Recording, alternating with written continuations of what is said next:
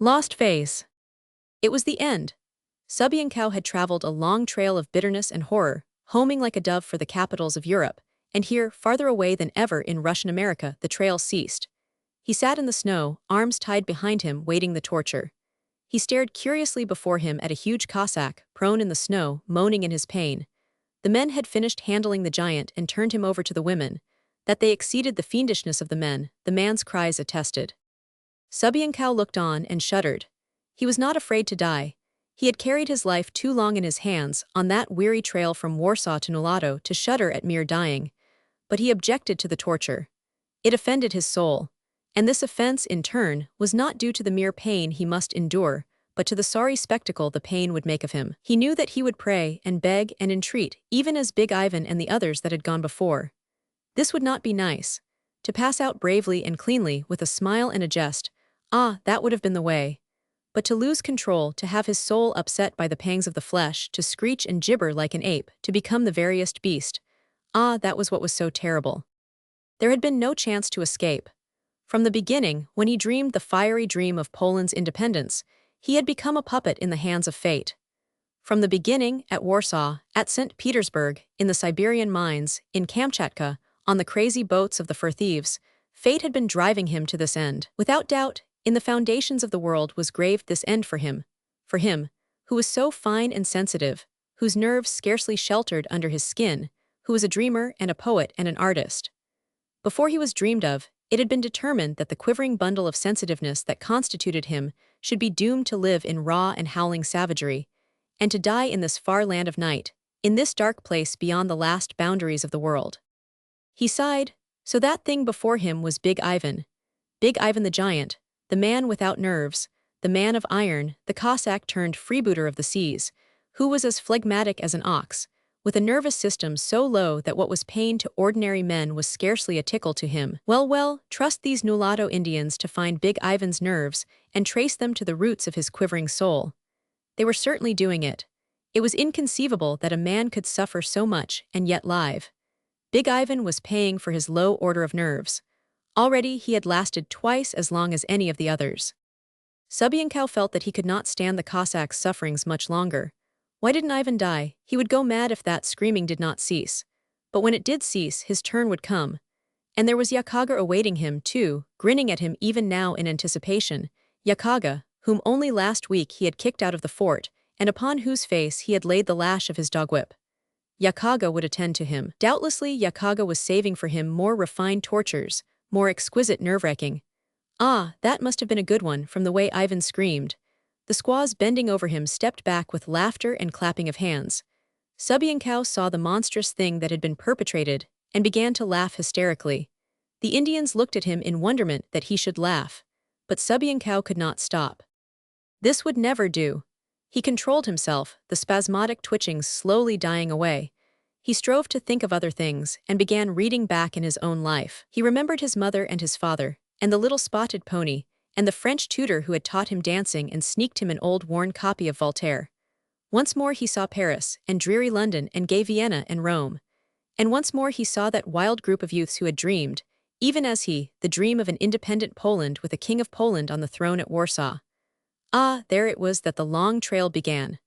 Well, he had lasted longest. One by one, beginning with the two executed at St. Petersburg, he took up the count of the passing of those brave spirits. Here one had been beaten to death by a jailer.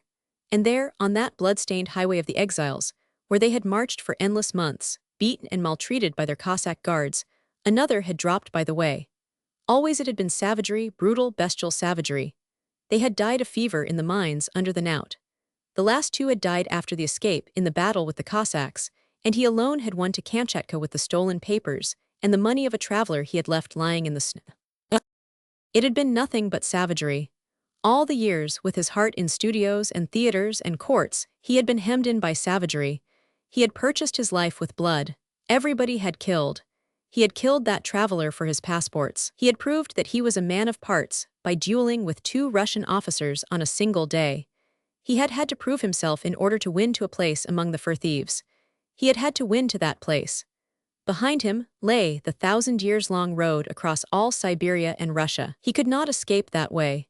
The only way was ahead, across the dark and icy sea of Bering to Alaska, the way had led from savagery to deeper savagery. On the scurvy-rotten ships of the fur thieves, out of food and out of water, buffeted by the interminable storms of that stormy sea, men had become animals. Thrice he had sailed east from Kamchatka, and thrice, after all manner of hardship and suffering, the survivors had come back to Kamchatka. There had been no outlet for escape, and he could not go back the way he had come, for the mines and the knout awaited him. Again, the fourth and last time, he had sailed east. He had been with those who first found the fabled Seal Islands, but he had not returned with them to share the wealth of furs in the mad orgies of Kamchatka.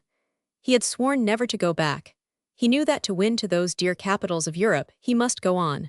So he had changed ships and remained in the dark new land. His comrades were Slavonian hunters and Russian adventurers, Mongols and Tartars and Siberian aborigines, and through the savages of the New World, they had cut a path of blood. They had massacred whole villages that refused to furnish the fur tribute, and they, in turn, had been massacred by ships' companies. He, with one Finn, had been the sole survivor of such a company. They had spent a winter of solitude and starvation on a lonely Aleutian isle, and their rescue in the spring by another fur ship had been one chance in 1,000. But always the terrible savagery had hemmed him in. Passing from ship to ship, and ever refusing to return, he had come to the ship that explored south. All down the Alaska coast, they had encountered nothing but hosts of savages. Every anchorage among the beetling islands, or under the frowning cliffs of the mainland, had meant a battle or a storm. Either the gales blew, threatening destruction, or the war canoes came off, manned by howling natives with the war paint on their faces, who came to learn the bloody virtues of the sea rovers' gunpowder. South they had coasted, clear to the mythland of California. Here, it was said, were Spanish adventurers who had fought their way up from Mexico. He had had hopes of those Spanish adventurers. Escaping to them, the rest would have been easy. A year or two, what did it matter more or less? And he would win to Mexico, then a ship, and Europe would be his. But they had met no Spaniards. Only had they encountered the same impregnable wall of savagery. The denizens of the confines of the world, painted for war, had driven them back from the shores. At last, when one boat was cut off and every man killed, the commander had abandoned the quest and sailed back to the north. The years had passed. He had served under Tebenkoff when Mikhailovsky Redoubt was built. He had spent 2 years in the Kuskokwim country. 2 summers, in the month of June, he had managed to be at the head of Kotzebue Sound. Here, at this time, the tribes assembled for barter. Here were to be found spotted deerskins from Siberia, ivory from the Diomes, walrus skins from the shores of the Arctic, strange stone lamps, passing in trade from tribe to tribe, no one knew whence, and once a hunting knife, of English make. And here, Subienkow knew, was the school in which to learn geography. For he met Eskimos from Norton Sound, from King Island and St. Lawrence Island, from Cape Prince of Wales and Point Barrow. Such places had other names, and their distances were measured in days. It was a vast region these trading savages came from, and a vaster region from which, by repeated trade, their stone lamps and that steel knife had come. Subienkow bullied and cajoled and bribed. Every far journeyer or strange tribesman was brought before him. Perils unaccountable and unthinkable were mentioned, as well as wild beasts, hostile tribes, impenetrable forests and mighty mountain ranges. But always from beyond came the rumor and the tale of white-skinned men, blue of eye and fair of hair, who fought like devils and who sought always for furs. They were to the east, far, far to the east. No one had seen them. It was the word that had been passed along. It was a hard school. One could not learn geography very well through the medium of strange dialects, from dark minds that mingled fact and fable, and that measured distances by sleeps that varied according to the difficulty of the going. But at last came the whisper that gave Subienkow courage. In the east lay a great river where were these blue-eyed men. The river was called the Yukon. South of Mikhailovsky, Redoubt emptied another great river which the Russians knew as the Kwikpak. These 2 rivers were one, ran the whisper. Subienkow returned to Mikhailovsky. For a year he urged an expedition up the Kwikpak. Then arose Malakov, the Russian half-breed, to lead the wildest and most ferocious of the hell's broth of mongrel adventurers who had crossed from Kamchatka. Subienkow was his lieutenant. They threaded the mazes of the great delta of the Kwikpak, picked up the first low hills on the northern bank, and for 1,000 miles, in skin canoes loaded to the gunwales with trade goods and ammunition, fought their way against the 5-knot current of a river that ran from 2 to 10 miles wide in a channel many fathoms deep. Malakoff decided to build the fort at Nulato. Subienkow urged to go farther, but he quickly reconciled himself to Nulato. The long winter was coming on. It would be better to wait. Early the following summer, when the ice was gone, he would disappear up the Quickpack and work his way to the Hudson Bay Company's posts. Malakoff had never heard the whisper that the Quickpack was the Yukon, and Subienkow did not tell him. Came the building of the fort. It was in forced labor. The tiered walls of logs arose to the sighs and groans of the Nulato Indians. The lash was laid upon their backs, and it was the iron hand of the freebooters of the sea that laid on the lash. There were Indians that ran away, and when they were caught they were brought back and spread-eagled before the fort, where they and their tribe learned the efficacy of the knout. 2 died under it, others were injured for life, and the rest took the lesson to heart and ran away no more. The snow was flying ere the fort was finished, and then it was the time for furs. A heavy tribute was laid upon the tribe. Blows and lashings continued, and that the tribute should be paid, the women and children were held as hostages and treated with the barbarity that only the fur thieves knew. Well, it had been a sowing of blood, and now was come the harvest. The fort was gone. In the light of its burning, half the fur thieves had been cut down, the other half had passed under the torture. Only Subienkow remained, or Subienkow and Big Ivan, if that whimpering, moaning thing in the snow could be called Big Ivan. Subienkow caught Yakaga grinning at him. There was no gainsaying Yakaga. The mark of the lash was still on his face. After all, Subienkow could not blame him, but he disliked the thought of what Yakaga would do to him. He thought of appealing to Makamuk, the head chief, but his judgment told him that such appeal was useless. Then, too, he thought of bursting his bonds and dying fighting. Such an end would be quick, but he could not break his bonds. Caribou thongs were stronger than he. Still devising, another thought came to him. He signed for Makamuk, and that an interpreter who knew the coast dialect should be brought. "Oh, Makamuk," he said, "I am not minded to die. I am a great man, and it were foolishness for me to die. In truth, I shall not die. I am not like these other carrion." He looked at the moaning thing that had once been Big Ivan, and stirred it contemptuously with his toe. "I am too wise to die. Behold, I have a great medicine. I alone know this medicine. Since I am not going to die, I shall exchange this medicine with you." "What is this medicine?" Makamuk demanded.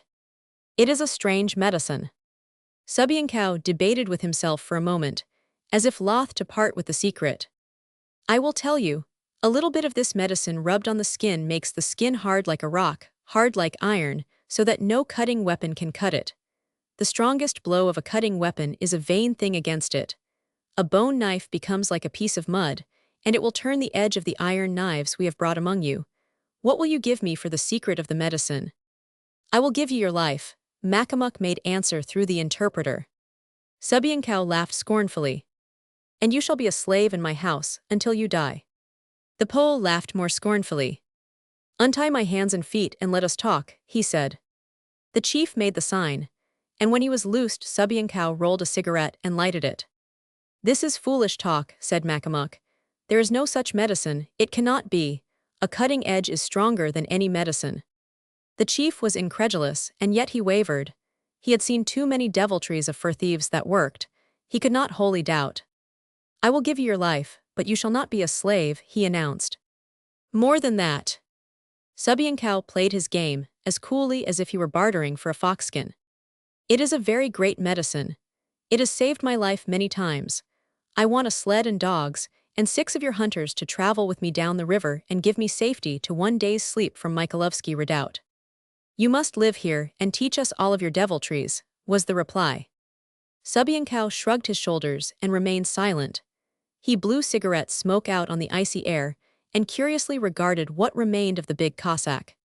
"That scar," Makamuk said suddenly, pointing to the Pole's neck, where a livid mark advertised the slash of a knife in a Kamchatkan brawl. "The medicine is not good. The cutting edge was stronger than the medicine." It was a strong man that drove the stroke. Subienkow considered. "Stronger than you, stronger than your strongest hunter, stronger than he." Again, with the toe of his moccasin, he touched the Cossack, a grisly spectacle, no longer conscious, yet in whose dismembered body the pain-racked life clung and was loth to go. Also, the medicine was weak, for at that place there were no berries of a certain kind, of which I see you have plenty in this country. The medicine here will be strong. "I will let you go down river," said Makamuk, And the sled and the dogs and the 6 hunters to give you safety shall be yours.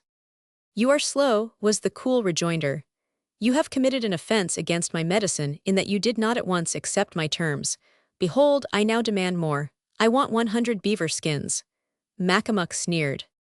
I want 100 pounds of dried fish. Makamuk nodded, for fish were plentiful and cheap. I want 2 sleds, one for me and one for my furs and fish, and my rifle must be returned to me. If you do not like the price, in a little while the price will grow. Yakaga whispered to the chief. But how can I know your medicine is true medicine? Makamuk asked. It is very easy. First, I shall go into the woods. Again Yakaga whispered to Makamuk, who made a suspicious dissent. You can send 20 hunters with me, Subiankau went on. You see, I must get the berries and the roots with which to make the medicine. Then, when you have brought the 2 sleds and loaded on them the fish and the beaver skins and the rifle, and when you have told off the 6 hunters who will go with me, then, when all is ready, I will rub the medicine on my neck so, and lay my neck there on that log. Then can your strongest hunter take the axe and strike 3 times on my neck. You yourself can strike the 3 times. Makamuk stood with gaping mouth, drinking in this latest and most wonderful magic of the fur thieves. But first, the pole added hastily, between each blow I must put on fresh medicine. The axe is heavy and sharp, and I want no mistakes. All that you have asked shall be yours, Makamuk cried in a rush of acceptance. Proceed to make your medicine. Subiankau concealed his elation. He was playing a desperate game, and there must be no slips. He spoke arrogantly. You have been slow, my medicine is offended. To make the offense clean you must give me your daughter. He pointed to the girl, an unwholesome creature, with a cast in one eye and a bristling wolf tooth. Makamuk was angry, but the Pole remained imperturbable, rolling and lighting another cigarette. Make haste, he threatened. If you are not quick, I shall demand yet more. In the silence that followed, the dreary Northland scene faded before him, and he saw once more his native land, and France. And once, as he glanced at the wolf-toothed girl, he remembered another girl, a singer and a dancer, whom he had known when first as a youth he came to Paris. What do you want with the girl? Makamuk asked. To go down the river with me. Subiankau glanced over her critically. She will make a good wife, and it is an honor worthy of my medicine to be married to your blood. Again he remembered the singer and dancer, and hummed aloud a song she had taught him. He lived the old life over, but in a detached, impersonal sort of way, looking at the memory pictures of his own life as if they were pictures in a book of anybody's life. The chief's voice, abruptly breaking the silence, startled him. It shall be done, said Makamuk. The girl shall go down the river with you, but be it understood that I myself strike the 3 blows with the axe on your neck. But each time I shall put on the medicine, Subiankau answered, with a show of ill-concealed anxiety. You shall put the medicine on between each blow. Here are the hunters who shall see you do not escape. Go into the forest and gather your medicine. Makamuk had been convinced of the worth of the medicine by the Pole's rapacity. Surely nothing less than the greatest of medicines could enable a man in the shadow of death to stand up and drive an old woman's bargain.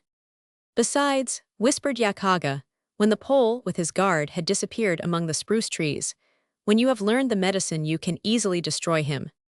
But how can I destroy him? Makamuk argued. His medicine will not let me destroy him.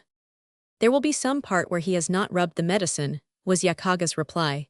We will destroy him through that part. It may be his ears. Very well, we will thrust a spear in one ear and out the other, or it may be his eyes.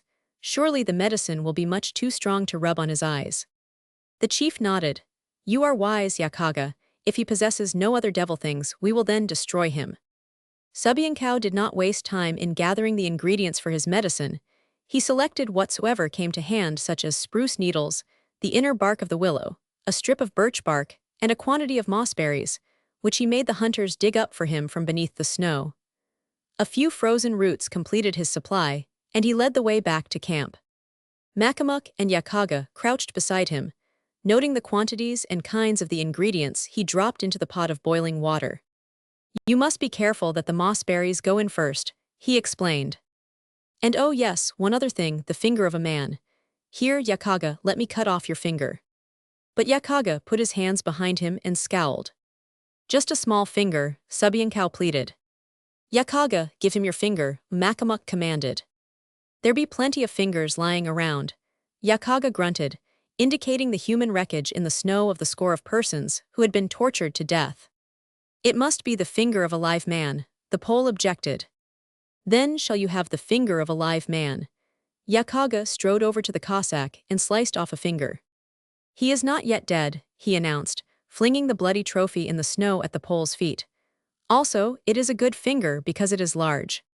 Subienkow dropped it into the fire under the pot and began to sing. It was a French love song that with great solemnity he sang into the brew. Without these words I utter into it, the medicine is worthless, he explained. The words are the chiefest strength of it. Behold, it is ready. Name the words slowly, that I may know them, Makamuk commanded. Not until after the test. When the axe flies back 3 times from my neck, then will I give you the secret of the words. But if the medicine is not good medicine, Makamuk queried anxiously. Subienkow turned upon him wrathfully. My medicine is always good. However, if it is not good, then do by me as you have done to the others. Cut me up a bit at a time, even as you have cut him up. He pointed to the Cossack. The medicine is now cool. Thus, I rub it on my neck, saying this further medicine. With great gravity, he slowly intoned a line of the Marseillaise, at the same time rubbing the villainous brew thoroughly into his neck. An outcry interrupted his play-acting. The giant Cossack, with a last resurgence of his tremendous vitality, had arisen to his knees. Laughter and cries of surprise and applause arose from the mulattoes, as Big Ivan began flinging himself about in the snow with mighty spasms. Subienkow was made sick by the sight, but he mastered his qualms and made believe to be angry. This will not do, he said. Finish him and then we will make the test. Here, you Yakaga, see that his noise ceases. While this was being done, Subienkow turned to Makamuk. And remember, you are to strike hard. This is not baby work. Here, take the axe and strike the log so that I can see you strike like a man. Makamuk obeyed, striking twice, precisely and with vigor, cutting out a large chip. It is well. Subienkow looked about him at the circle of savage faces that somehow seemed to symbolize the wall of savagery that had hemmed him about ever since the Tsar's police had first arrested him in Warsaw. Take your axe, Makamuk, and stand so. I shall lie down. When I raise my hand, strike and strike with all your might. And be careful that no one stands behind you. The medicine is good, and the axe may bounce from off my neck and right out of your hands. He looked at the 2 sleds, with the dogs in harness, loaded with furs and fish. His rifle lay on top of the beaver skins. The 6 hunters who were to act as his guard stood by the sleds. Where is the girl? The Pole demanded. Bring her up to the sleds before the test goes on. When this had been carried out, Subienkow lay down in the snow, resting his head on the log like a tired child about to sleep. He had lived so many dreary years that he was indeed tired. I laugh at you and your strength, O Makamuk, he said. Strike and strike hard. He lifted his hand. Makamuk swung the axe, a broadaxe for the squaring of logs. The bright steel flashed through the frosty air, poised for a perceptible instant above Makamuk's head, then descended upon Subienkow's bare neck. Clear through flesh and bone it cut its way, biting deeply into the log beneath. The amazed savages saw the head bounce a yard away from the blood-spouting trunk. There was a great bewilderment and silence, while slowly it began to dawn in their minds that there had been no medicine. The fur thief had outwitted them. Alone, of all their prisoners, he had escaped the torture. That had been the stake for which he played. A great roar of laughter went up. Makamuk bowed his head in shame. The fur thief had fooled him. He had lost face before all his people. Still they continued to roar out their laughter. Makamuk turned and with bowed head stalked away. He knew that thenceforth he would be no longer known as Makamuk. He would be lost face. The record of his shame would be with him until he died. And whenever the tribes gathered in the spring for the salmon, or in the summer for the trading, the story would pass back and forth across the campfires of how the fur thief died peaceably, at a single stroke, by the hand of Lost Face. Who was Lost Face? He could hear in anticipation some insolent young buck demand, "Oh, Lost Face," would be the answer. He who once was Makamuk in the days before he cut off the fur thief's head. Trust. All lines had been cast off, and the Seattle No. 4 was pulling slowly out from the shore. Her decks were piled high with freight and baggage, and swarmed with a heterogeneous company of Indians, dogs and dog-mushers, prospectors, traders, and homeward-bound gold-seekers. A goodly portion of Dawson was lined up on the bank, saying goodbye. As the gangplank came in and the steamer nosed into the stream, the clamor of farewell became deafening. Also, in that 11th moment, everybody began to remember final farewell messages and to shout them back and forth across the widening stretch of water.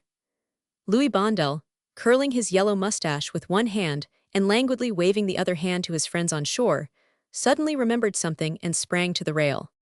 "Oh, Fred," he bawled. "Oh, Fred." The Fred desired thrust a strapping pair of shoulders through the forefront of the crowd on the bank and tried to catch Louis Bondel's message. The latter grew red in the face with vain vociferation. Still, the water widened between steamboat and shore. "Hey you, Captain Scott," he yelled at the pilot house, "stop the boat." The gongs clanged, and the big stern wheel reversed, then stopped. All hands on steamboat and on bank took advantage of this respite to exchange final, new, and imperative farewells. More futile than ever was Louis Bondel's effort to make himself heard. The Seattle No. 4 lost way and drifted downstream, and Captain Scott had to go ahead and reverse a second time. His head disappeared inside the pilot house, coming into view a moment later behind a big megaphone. Now Captain Scott had a remarkable voice, and the "shut up" he launched at the crowd on deck and on shore could have been heard at the top of Moosehide Mountain and as far as Klondike City. This official remonstrance from the pilot house spread a film of silence over the tumult. "Now what do you want to say?" Captain Scott demanded.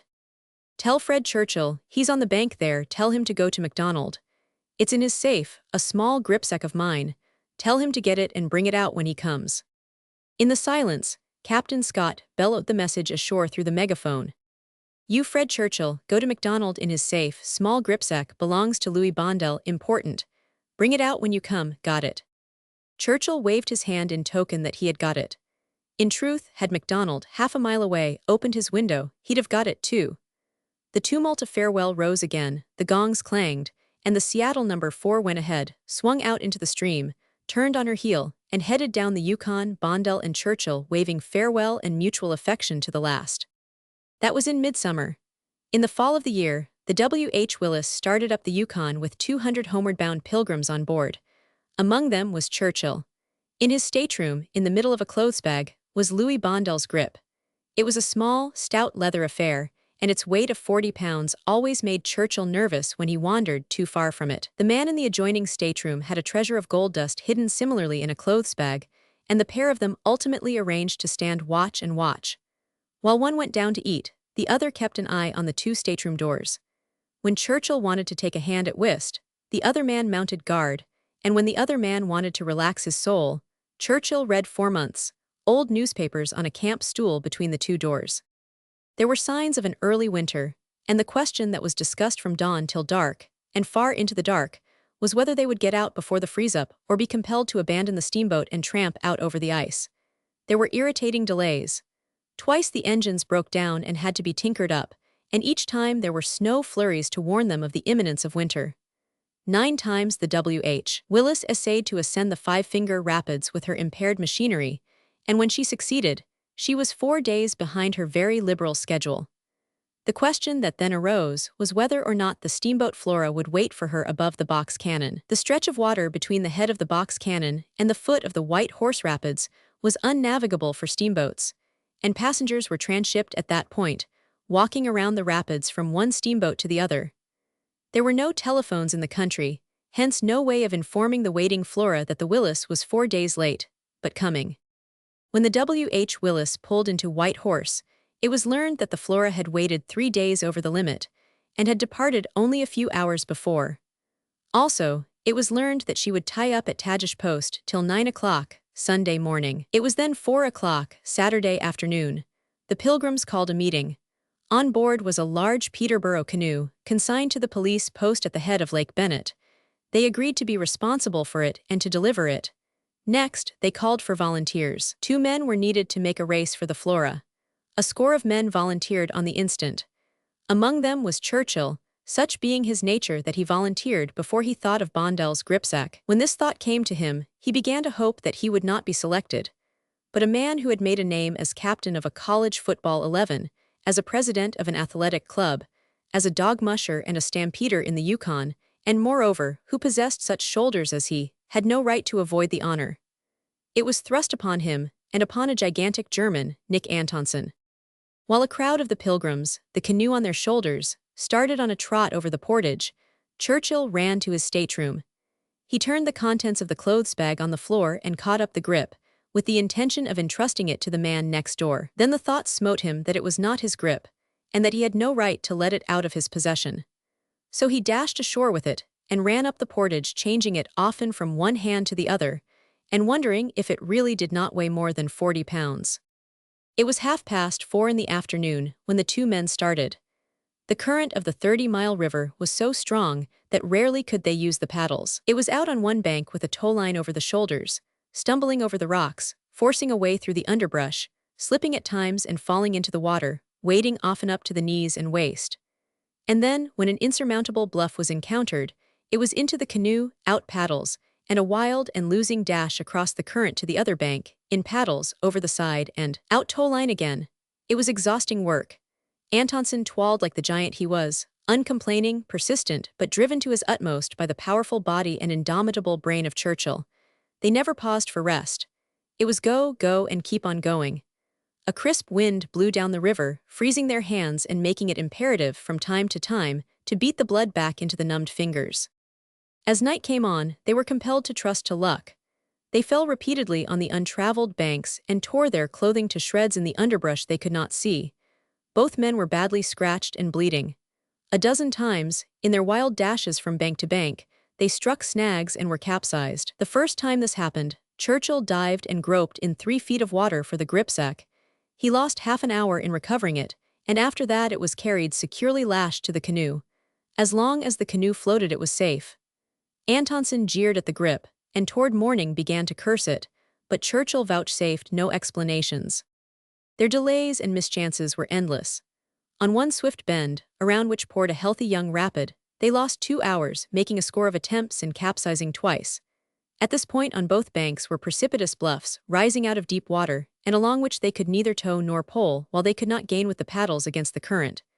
At each attempt they strained to the utmost with the paddles, and each time, with heads nigh to bursting from the effort, they were played out and swept back. They succeeded finally by an accident. In the swiftest current, near the end of another failure, a freak of the current sheared the canoe out of Churchill's control and flung it against the bluff. Churchill made a blind leap at the bluff and landed in a crevice. Holding on with one hand, he held the swamped canoe with the other till Antonsen dragged himself out of the water. Then they pulled the canoe out and rested. A fresh start at this crucial point took them by. They landed on the bank above and plunged immediately ashore and into the brush with the towline. Daylight found them far below Tagish Post. At 9 o'clock Sunday morning, they could hear the Flora whistling her departure. And when, at 10 o'clock, they dragged themselves into the post, they could barely see the Flora's smoke far to the southward. It was a pair of worn-out tatterdemalions that Captain Jones of the Mounted Police welcomed and fed, and he afterward averred that they possessed 2 of the most tremendous appetites he had ever observed. They lay down and slept in their wet rags by the stove. At the end of 2 hours, Churchill got up, carried Bondell's grip, which he had used for a pillow, down to the canoe, kicked Antonsen awake, and started in pursuit of the Flora. "There's no telling what might happen, machinery break down or something," was his reply to Captain Jones's expostulations. "I'm going to catch that steamer and send her back for the boys." Tagish Lake was white with a fall gale that blew in their teeth. Big, swinging seas rushed upon the canoe, compelling one man to bail and leaving one man to paddle. Headway could not be made. They ran along the shallow shore and went overboard, one man ahead on the towline, the other shoving on the canoe. They fought the gale up to their waists in the icy water, often up to their necks, often over their heads and buried by the big, crested waves. There was no rest, never a moment's pause from the cheerless, heart-breaking battle. That night at the head of Tagish Lake, in the thick of a driving snow squall, they overhauled the Flora. Antonsen fell on board, lay where he had fallen and snored. Churchill looked like a wild man. His clothes barely clung to him. His face was iced up and swollen from the protracted effort of 24 hours, while his hands were so swollen that he could not close the fingers. As for his feet, it was an agony to stand upon them. The captain of the Flora was loth to go back to White Horse. Churchill was persistent and imperative. The captain was stubborn. He pointed out finally that nothing was to be gained by going back, because the only ocean steamer at Daya, the Athenian, was to sail on Tuesday morning, and that he could not make the back trip to White Horse and bring up the stranded pilgrims in time to make the connection. "What time does the Athenian sail?" Churchill demanded. 7 o'clock, Tuesday morning. "All right," Churchill said, at the same time kicking a tattoo on the ribs of the snoring Antonsen. "You go back to Whitehome. We'll go ahead and hold the Athenian." Antonsen, stupid with sleep, not yet clothed in his waking mind, was bundled into the canoe, and did not realize what had happened till he was drenched with the icy spray of a big sea, and heard Churchill snarling at him through the darkness. "Paddle, can't you? Do you want to be swamped?" Daylight found them at Caribou Crossing, the wind dying down, and Antonsen too far gone to dip a paddle. Churchill grounded the canoe on a quiet beach, where they slept. He took the precaution of twisting his arm under the weight of his head. Every few minutes the pain of the pent circulation aroused him, whereupon he would look at his watch and twist the other arm under his head. At the end of 2 hours he fought with Antonsen to rouse him. Then they started. Lake Bennett, 30 miles in length, was like a millpond, but halfway across, a gale from the south smote them and turned the water white. Hour after hour they repeated the struggle on Tagish, over the side, pulling and shoving on the canoe, up to their waists and necks, and over their heads in the icy water. Toward the last the good-natured giant played completely out. Churchill drove him mercilessly, but when he pitched forward and bade fair to drown in 3 feet of water, the other dragged him into the canoe. After that, Churchill fought on alone, arriving at the police post at the head of Bennett in the early afternoon. He tried to help Antonsen out of the canoe, but failed. He listened to the exhausted man's heavy breathing, and envied him when he thought of what he himself had yet to undergo.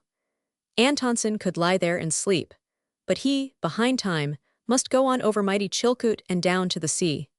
The real struggle lay before him, and he almost regretted the strength that resided in his frame because of the torment it could inflict upon that frame. Churchill pulled the canoe up on the beach, seized Bondell's grip, and started on a limping dog trot for the police post. "There's a canoe down there consigned to you from Dawson," he hurled at the officer who answered his knock. "And there's a man in it pretty near dead. Nothing serious, only played out. Take care of him. I've got to rush. Goodbye, want to catch the Athenian." A mile portage connected Lake Bennett and Lake Linderman, and his last words he flung back after him as he resumed the trot. It was a very painful trot, but he clenched his teeth and kept on, forgetting his pain most of the time in the fervent heat with which he regarded the gripsack. It was a severe handicap. He swung it from one hand to the other and back again. He tucked it under his arm. He threw one hand over the opposite shoulder, and the bag bumped and pounded on his back as he ran along. He could scarcely hold it in his bruised and swollen fingers, and several times he dropped it. Once, in changing from one hand to the other, it escaped his clutch and fell in front of him, tripped him up, and threw him violently to the ground. At the far end of the portage, he bought an old set of pack straps for $1, and in them he swung the grip.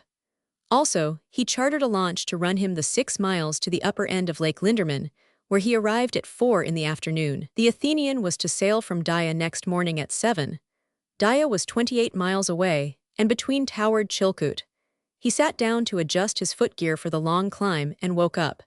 He had dozed the instant he sat down, though he had not slept 30 seconds. He was afraid his next doze might be longer, so he finished fixing his footgear standing up. Even then he was overpowered for a fleeting moment. He experienced the flash of unconsciousness, becoming aware of it in midair, as his relaxed body was sinking to the ground, and as he caught himself together, he stiffened his muscles with a spasmodic wrench, and escaped the fall. The sudden jerk back to consciousness left him sick and trembling. He beat his head with the heel of his hand, knocking wakefulness into the numbed brain. Jack Burns's pack train was starting back light for Crater Lake, and Churchill was invited to a mule. Burns wanted to put the gripsack on another animal, but Churchill held on to it, carrying it on his saddle pommel. But he dozed, and the grip persisted in dropping off the pommel, one side or the other, each time wakening him with a sickening start. Then, in the early darkness, Churchill's mule brushed him against a projecting branch that laid his cheek open. To cap it, the mule blundered off the trail and fell, throwing rider and gripsack out upon the rocks. After that, Churchill walked, or stumbled rather, over the apology for a trail, leading the mule. Stray and awful odors, drifting from each side of the trail, told of the horses that had died in the rush for gold. But he did not mind. He was too sleepy.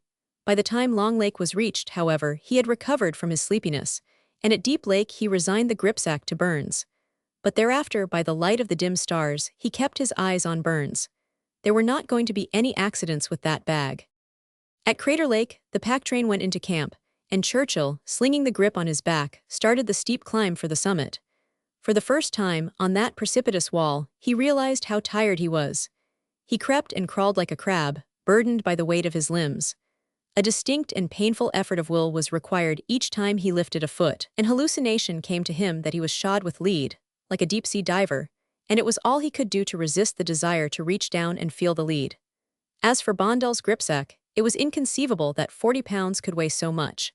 It pressed him down like a mountain, and he looked back with unbelief to the year before, when he had climbed that same pass with 150 pounds on his back. If those loads had weighed 150 pounds, then Bondel's grip weighed 500. The first rise of the divide from Crater Lake was across a small glacier. Here was a well-defined trail. But above the glacier, which was also above timberline, was naught but a chaos of naked rock and enormous boulders. There was no way of seeing the trail in the darkness, and he blundered on, paying thrice the ordinary exertion for all that he accomplished.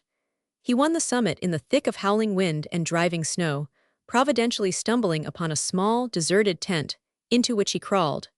There he found and bolted some ancient fried potatoes and half a dozen raw eggs. When the snow ceased and the wind eased down, he began the almost impossible descent.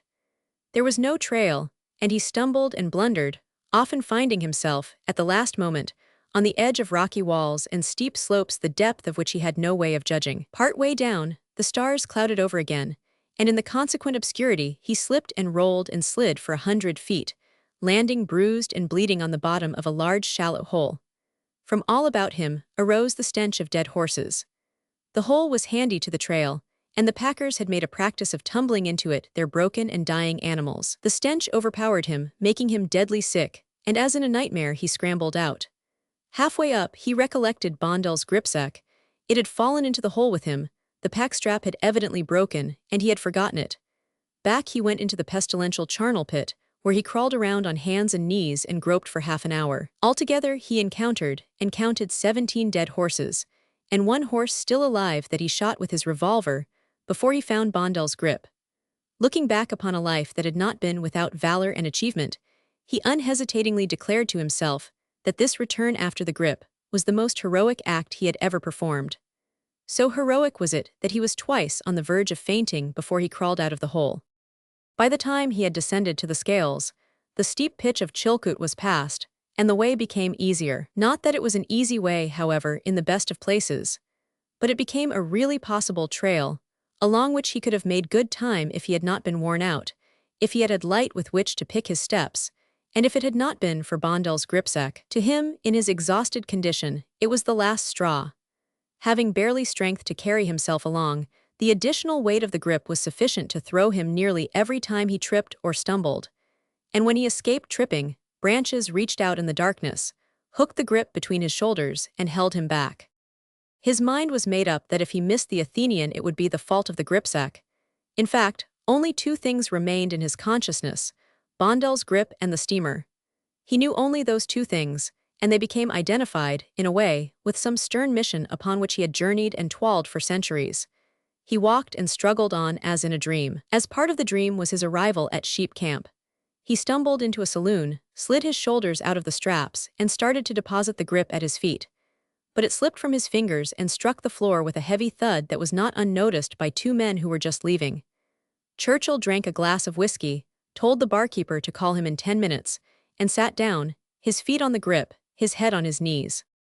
So badly did his misused body stiffen, that when he was called it required another 10 minutes and a second glass of whiskey to unbend his joints and limber up the muscles. "Hey, not that way," the barkeeper shouted, and then went after him and started him through the darkness toward Canyon City. Some little husk of inner consciousness told Churchill that the direction was right, and still as in a dream, he took the Canyon Trail. He did not know what warned him, but after what seemed several centuries of traveling, he sensed danger and drew his revolver. Still in the dream, he saw two men step out and heard them halt him. His revolver went off 4 times, and he saw the flashes and heard the explosions of their revolvers. Also, he was aware that he had been hit in the thigh. He saw one man go down, and as the other came for him, he smashed him a straight blow with the heavy revolver full in the face. Then he turned and ran. He came from the dream shortly afterward to find himself plunging down the trail at a limping lope. His first thought was for the gripsack. It was still on his back. He was convinced that what had happened was a dream till he felt for his revolver and found it gone. Next he became aware of a sharp stinging of his thigh, and after investigating, he found his hand warm with blood. It was a superficial wound, but it was incontestable. He became wider awake and kept up the lumbering run to Canyon City. He found a man, with a team of horses and a wagon, who got out of bed and harnessed up for $20. Churchill crawled in on the wagon bed and slept, the gripsack still on his back. It was a rough ride, over water-washed boulders down the Daya Valley, but he roused only when the wagon hit the highest places. Any altitude of his body above the wagon bed of less than a foot did not faze him. The last mile was smooth going, and he slept soundly. He came to in the gray dawn, the driver shaking him savagely and howling into his ear that the Athenian was gone. Churchill looked blankly at the deserted harbor. "There's a smoke over at Skagway," the man said. Churchill's eyes were too swollen to see that far, but he said, "It's she, get me a boat." The driver was obliging and found a skiff, and a man to row it for $10, payment in advance. Churchill paid and was helped into the skiff. It was beyond him to get in by himself. It was 6 miles to Skagway, and he had a blissful thought of sleeping those 6 miles. But the man did not know how to row, and Churchill took the oars and twirled for a few more centuries. He never knew 6 longer and more excruciating miles. A snappy little breeze blew up the inlet and held him back. He had a gone feeling at the pit of the stomach, and suffered from faintness and numbness. At his command, the man took the bailer and threw salt water into his face. The Athenian's anchor was up and down when they came alongside, and Churchill was at the end of his last remnant of strength. Stop her," he shouted hoarsely. "Important message, stop her." Then he dropped his chin on his chest and slept. When half a dozen men started to carry him up the gangplank, he awoke, reached for the grip, and clung to it like a drowning man. On deck he became a center of horror and curiosity. The clothing in which he had left White Horse was represented by a few rags, and he was as frayed as his clothing. He had traveled for 55 hours at the top notch of endurance. He had slept 6 hours in that time, and he was 20 pounds lighter than when he started. Face and hands and body were scratched and bruised, and he could scarcely see. He tried to stand up, but failed, sprawling out on the deck, hanging onto the gripsack and delivering his message. "Now put me to bed," he finished. "I'll eat when I wake up." They did him honor, carrying him down in his rags and dirt, and depositing him and Bondel's grip in the bridal chamber, which was the biggest and most luxurious stateroom in the ship. Twice he slept the clock around, and he had bathed and shaved and eaten, and was leaning over the rail smoking a cigar when the 200 pilgrims from White Horse came alongside. By the time the Athenian arrived in Seattle, Churchill had fully recuperated, and he went ashore with Bondel's grip in his hand. He felt proud of that grip. To him it stood for achievement and integrity and trust. "I've delivered the goods," was the way he expressed these various high terms to himself. It was early in the evening, and he went straight to Bondel's home. Louis Bondel was glad to see him, shaking hands with both hands at the same time and dragging him into the house. "Oh, thanks, old man, it was good of you to bring it out," Bondel said when he received the gripsack. He tossed it carelessly upon a couch, and Churchill noted with an appreciative eye the rebound of its weight from the springs. Bondel was volleying him with questions. "How did you make out? How're the boys? What became of Bill Smithers? Is Del Bishop still with Pierce? Did he sell my dogs? How did Sulphur Bottom show up? You're looking fine. What steamer did you come out on?" To all of which Churchill gave answer, till half an hour had gone by, and the first lull in the conversation had arrived. "Hadn't you better take a look at it?" he suggested, nodding his head at the gripsack. "Oh, it's all right," Bondel answered. "Did Mitchell's dump turn out as much as he expected?" "I think you'd better look at it," Churchill insisted. "When I deliver a thing, I want to be satisfied that it's all right. There's always the chance that somebody might have got into it when I was asleep or something." "It's nothing important, old man," Bondel answered with a laugh. "Nothing important," Churchill echoed in a faint, small voice. Then he spoke with decision. "Louis, what's in that bag? I want to know." Louis looked at him curiously, then left the room and returned with a bunch of keys. He inserted his hand and drew out a heavy Colt's revolver. Next came out a few boxes of ammunition for the revolver and several boxes of Winchester cartridges. Churchill took the gripsack and looked into it. Then he turned it upside down and shook it gently. "The gun's all rusted," Bondell said. "Must have been out in the rain." "Yes," Churchill answered. "Too bad it got wet. I guess I was a bit careless."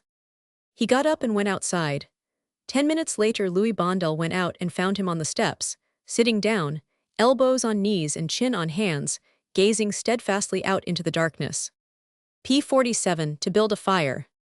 Day had broken cold and gray, exceedingly cold and gray, when the man turned aside from the main Yukon Trail and climbed the high earth bank, where a dim and little-traveled trail led eastward through the fat spruce timberland.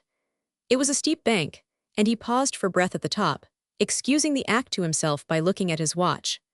It was 9 o'clock. There was no sun nor hint of sun, though there was not a cloud in the sky. It was a clear day, and yet there seemed an intangible pall over the face of things, a subtle gloom that made the day dark, and that was due to the absence of sun. This fact did not worry the man. He was used to the lack of sun.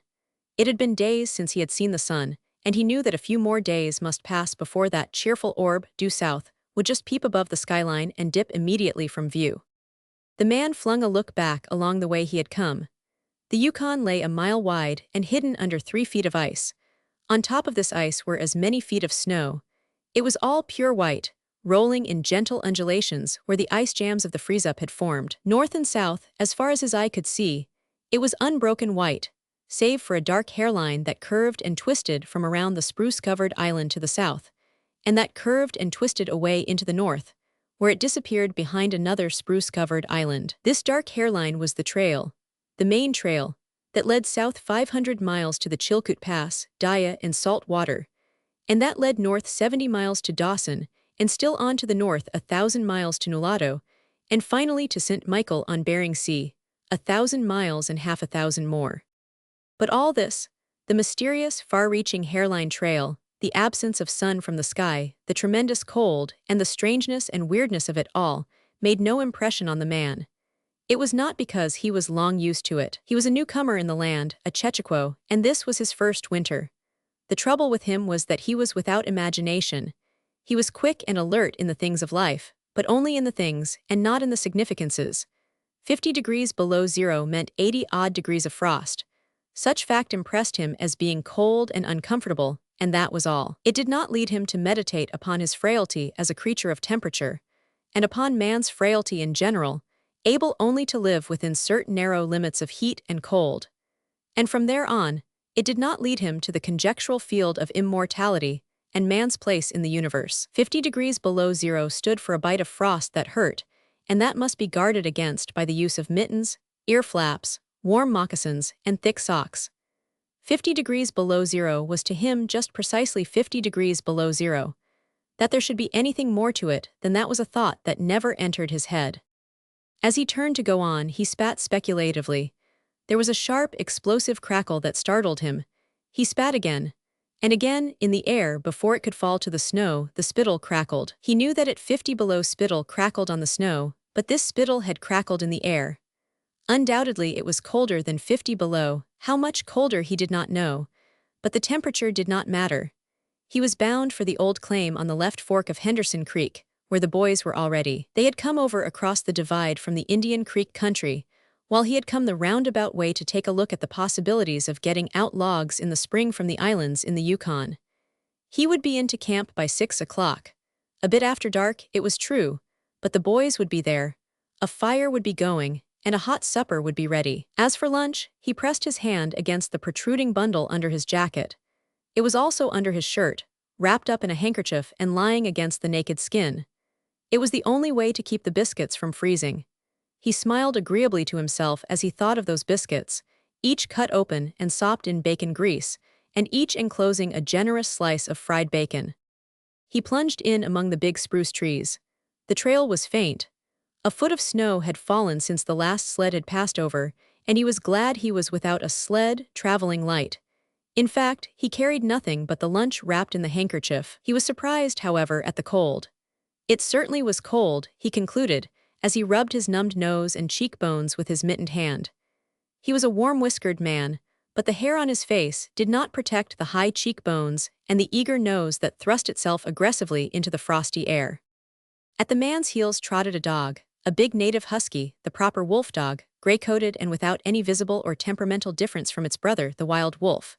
The animal was depressed by the tremendous cold. It knew that it was no time for traveling. Its instinct told it a truer tale than was told to the man by the man's judgment. In reality, it was not merely colder than 50 below zero. It was colder than 60 below, than 70 below. It was 75 below zero. Since the freezing point is 32 above zero, it meant that 107 degrees of frost obtained. The dog did not know anything about thermometers. Possibly in its brain, there was no sharp consciousness of a condition of very cold such as was in the man's brain. But the brute had its instinct. It experienced a vague but menacing apprehension that subdued it and made it slink along at the man's heels. And that made it question eagerly every unwanted movement of the man, as if expecting him to go into camp or to seek shelter somewhere and build a fire. The dog had learned fire, and it wanted fire, or else to burrow under the snow and cuddle its warmth away from the air. The frozen moisture of its breathing had settled on its fur in a fine powder of frost, and especially were its jowls, muzzle, and eyelashes whitened by its crystalled breath. The man's red beard and mustache were likewise frosted, but more solidly, the deposit taking the form of ice and increasing with every warm, moist breath he exhaled. Also, the man was chewing tobacco, and the muzzle of ice held his lips so rigidly that he was unable to clear his chin when he expelled the juice. The result was that a crystal beard of the color and solidity of amber was increasing its length on his chin. If he fell down, it would shatter itself, like glass, into brittle fragments. But he did not mind the appendage. It was the penalty all tobacco chewers paid in that country, and he had been out before in 2 cold snaps. They had not been so cold as this, he knew, but by the spirit thermometer at 60 mile he knew they had been registered at 50 below and at 55. He held on through the level stretch of woods for several miles, crossed a wide flat of niggerheads, and dropped down a bank to the frozen bed of a small stream. This was Henderson Creek, and he knew he was 10 miles from the forks. He looked at his watch. It was 10 o'clock. He was making 4 miles an hour, and he calculated that he would arrive at the forks at 12:30. He decided to celebrate that event by eating his lunch there. The dog dropped in again at his heels, with a tail drooping discouragement, as the man swung along the creek bed. The furrow of the old sled trail was plainly visible, but a dozen inches of snow covered the marks of the last runners. In a month, no man had come up or down that silent creek. The man held steadily on. He was not much given to thinking, and just then particularly, he had nothing to think about save that he would eat lunch at the forks, and that at 6 o'clock he would be in camp with the boys. There was nobody to talk to, and, had there been, speech would have been impossible because of the ice muzzle on his mouth. So he continued monotonously to chew tobacco and to increase the length of his amber beard. Once in a while the thought reiterated itself that it was very cold and that he had never experienced such cold. As he walked along, he rubbed his cheekbones and nose with the back of his mittened hand. He did this automatically, now and again changing hands. But rub as he would, the instant he stopped his cheekbones went numb, and the following instant the end of his nose went numb. He was sure to frost his cheeks. He knew that, and experienced a pang of regret that he had not devised a nose strap of the sort Bud wore in cold snaps. Such a strap passed across the cheeks as well and saved them. But it didn't matter much after all. What were frosted cheeks? A bit painful, that was all. They were never serious. Empty as the man's mind was of thoughts, he was keenly observant, and he noticed the changes in the creek, the curves and bends and timber jams, and always he sharply noted where he placed his feet. Once, coming around a bend, he shied abruptly, like a startled horse, curved away from the place where he had been walking, and retreated several paces back along the trail. The creek he knew was frozen clear to the bottom.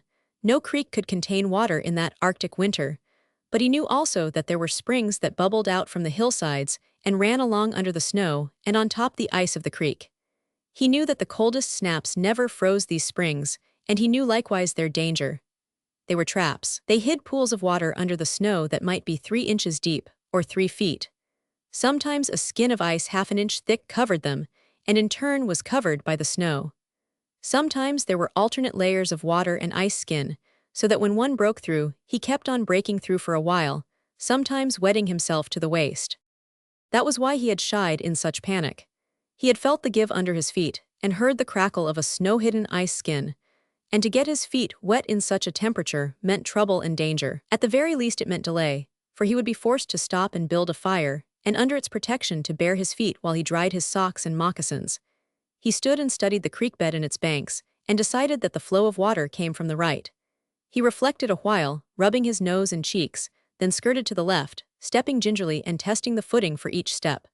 Once clear of the danger, he took a fresh chew of tobacco and swung along at his 4-mile gait. In the course of the next 2 hours, he came upon several similar traps. Usually the snow above the hidden pools had a sunken, candied appearance that advertised the danger. Once again, however, he had a close call, and once, suspecting danger, he compelled the dog to go on in front. The dog did not want to go. It hung back until the man shoved it forward, and then it went quickly across the white, unbroken surface. Suddenly it broke through, floundered to one side, and got away to firmer footing. It had wet its forefeet and legs, and almost immediately the water that clung to it turned to ice. It made quick efforts to lick the ice off its legs, then dropped down in the snow and began to bite out the ice that had formed between the toes. This was a matter of instinct. To permit the ice to remain would mean sore feet. It did not know this. It merely obeyed the mysterious prompting that arose from the deep crypts of its being. But the man knew, having achieved a judgment on the subject, and he removed the mitten from his right hand and helped tear out the ice particles. He did not expose his fingers more than a minute, and was astonished at the swift numbness that smote them. It certainly was cold. He pulled on the mitten hastily and beat the hand savagely across his chest. At 12 o'clock the day was at its brightest, yet the sun was too far south on its winter journey to clear the horizon. The bulge of the earth intervened between it and Henderson Creek, where the man walked under a clear sky at noon and cast no shadow. At 12:30, to the minute, he arrived at the forks of the creek. He was pleased at the speed he had made. If he kept it up, he would certainly be with the boys by 6. He unbuttoned his jacket and shirt and drew forth his lunch.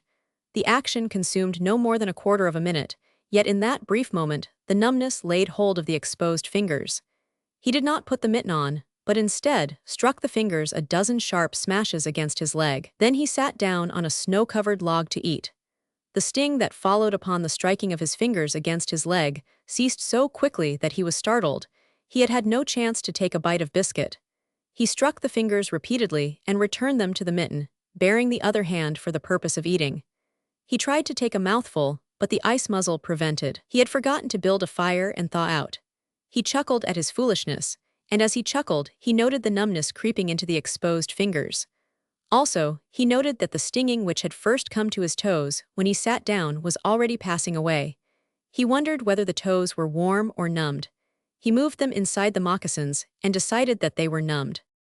He pulled the mitten on hurriedly and stood up. He was a bit frightened.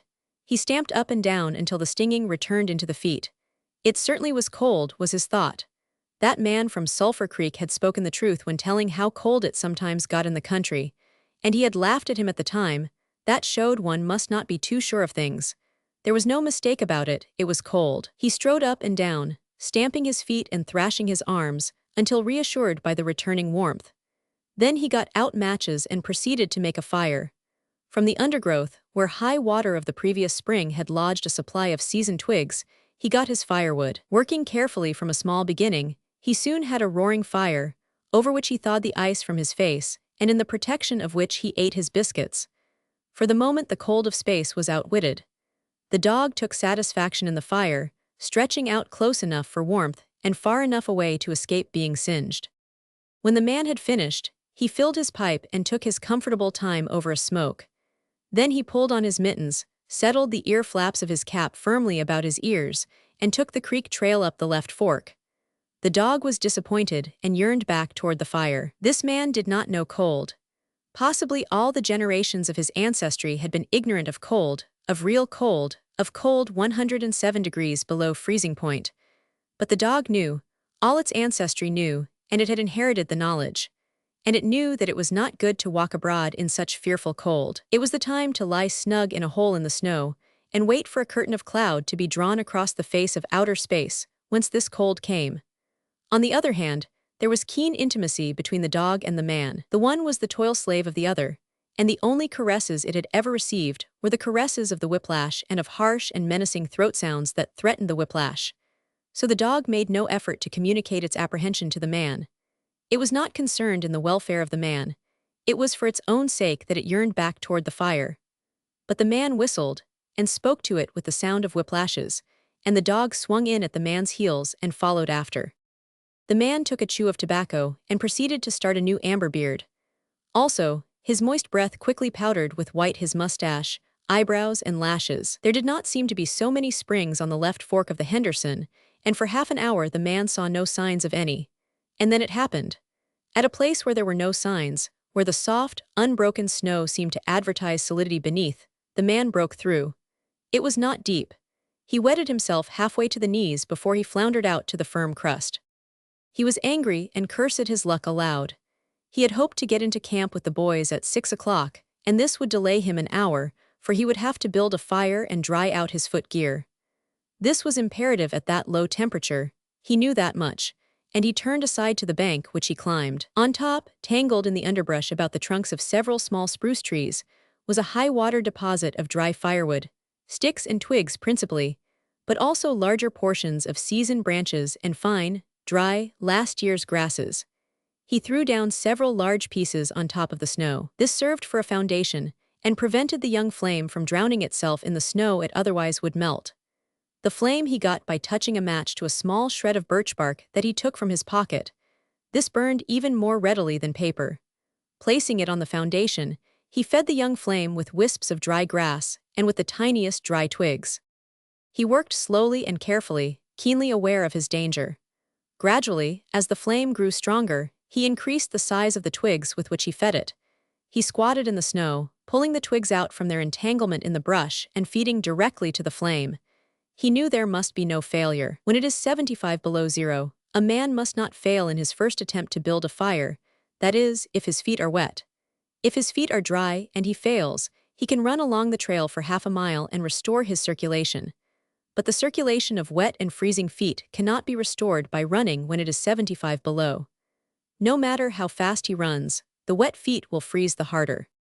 All this the man knew. The old-timer on Sulphur Creek had told him about it the previous fall, and now he was appreciating the advice. Already all sensation had gone out of his feet. To build the fire, he had been forced to remove his mittens, and the fingers had quickly gone numb. His pace of 4 miles an hour had kept his heart pumping blood to the surface of his body and to all the extremities. But the instant he stopped, the action of the pump eased down. The cold of space smote the unprotected tip of the planet, and he, being on that unprotected tip, received the full force of the blow. The blood of his body recoiled before it. The blood was alive, like the dog, and like the dog it wanted to hide away and cover itself up from the fearful cold. So long as he walked 4 miles an hour, he pumped that blood willy-nilly to the surface, but now it ebbed away and sank down into the recesses of his body. The extremities were the first to feel its absence. His wet feet froze the faster, and his exposed fingers numbed the faster, though they had not yet begun to freeze. Nose and cheeks were already freezing, while the skin of all his body chilled as it lost its blood. But he was safe. Toes and nose and cheeks would be only touched by the frost, for the fire was beginning to burn with strength. He was feeding it with twigs the size of his finger. In another minute, he would be able to feed it with branches the size of his wrist, and then he could remove his wet footgear, and while it dried, he could keep his naked feet warm by the fire, rubbing them at first, of course, with snow. The fire was a success. He was safe. He remembered the advice of the old-timer on Sulphur Creek and smiled. The old-timer had been very serious in laying down the law that no man must travel alone in the Klondike after 50 below. Well, here he was. He had had the accident, he was alone, and he had saved himself. Those old-timers were rather womanish, some of them, he thought. All a man had to do was to keep his head, and he was all right.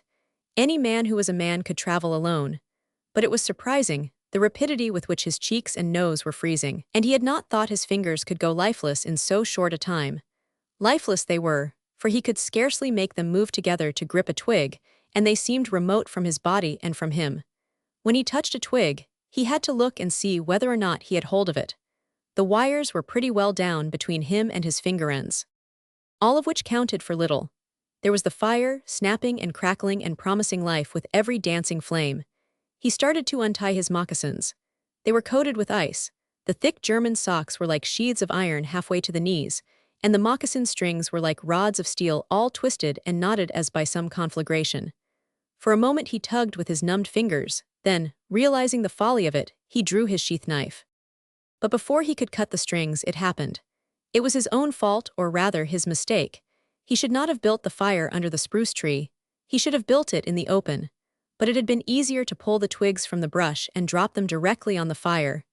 Now the tree under which he had done this carried a weight of snow on its boughs.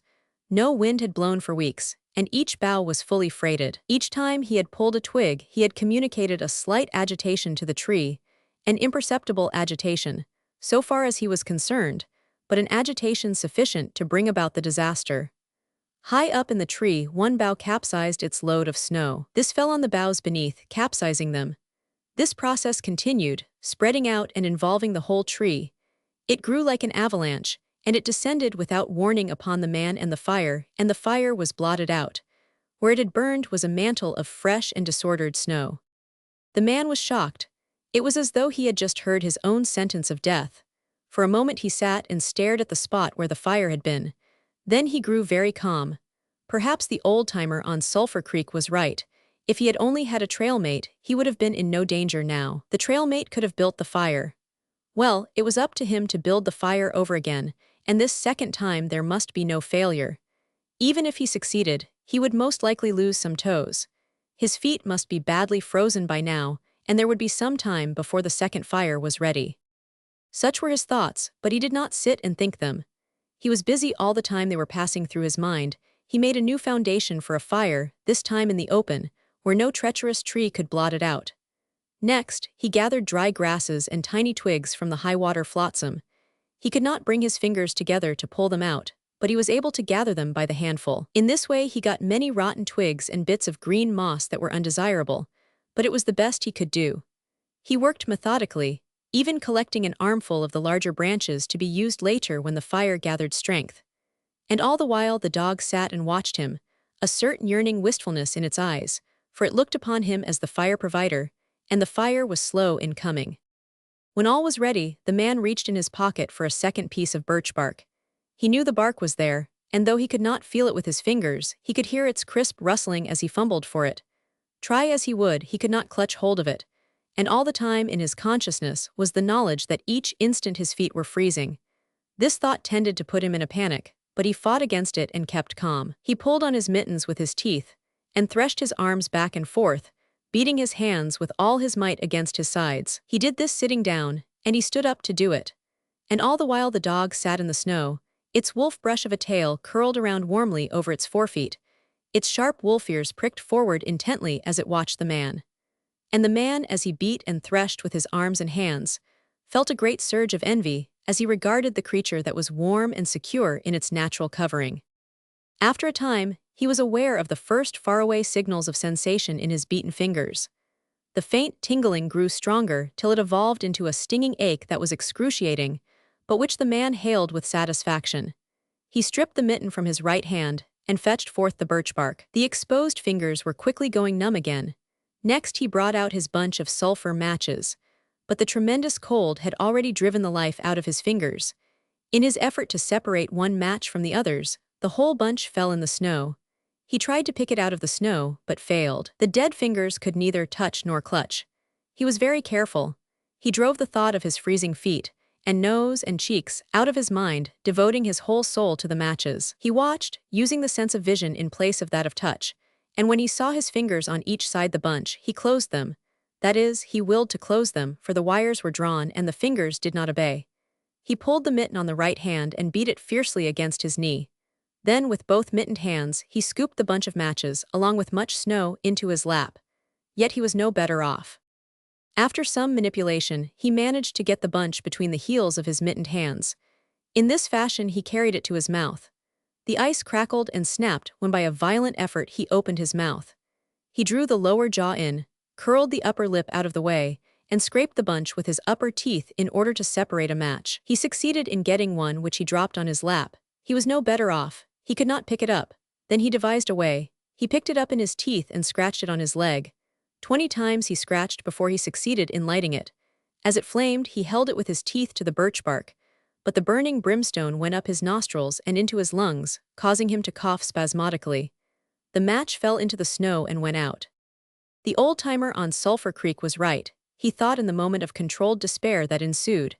After 50 below, a man should travel with a partner. He beat his hands, but failed in exciting any sensation. Suddenly he bared both hands, removing the mittens with his teeth. He caught the whole bunch between the heels of his hands. His arm muscles not being frozen enabled him to press the handheels tightly against the matches. Then he scratched the bunch along his leg. It flared into flame, 70 sulfur matches at once. There was no wind to blow them out. He kept his head to one side to escape the strangling fumes and held the blazing bunch to the birch bark.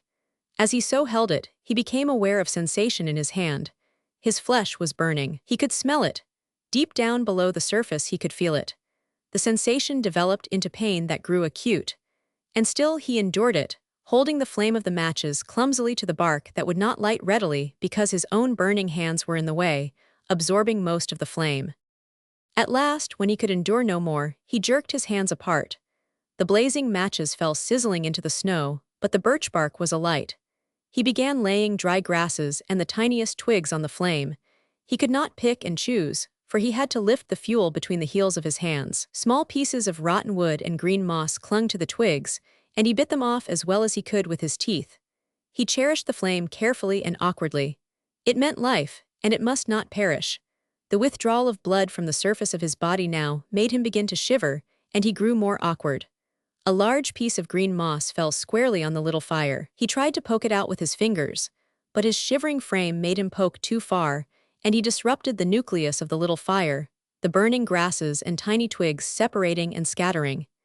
He tried to poke them together again, but in spite of the tenseness of the effort, his shivering got away with him, and the twigs were hopelessly scattered. Each twig gushed a puff of smoke and went out.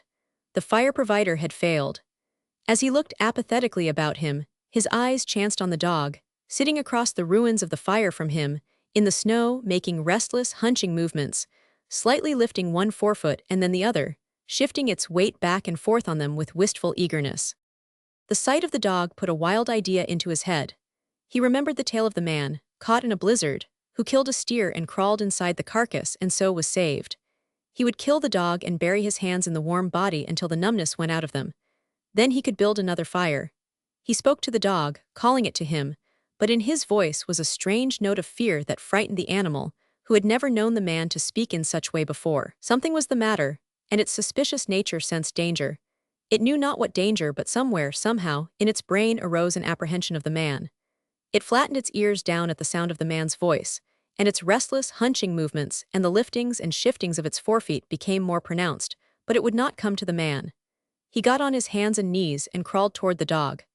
This unusual posture again excited suspicion, and the animal sidled mincingly away. The man sat up in the snow for a moment and struggled for calmness.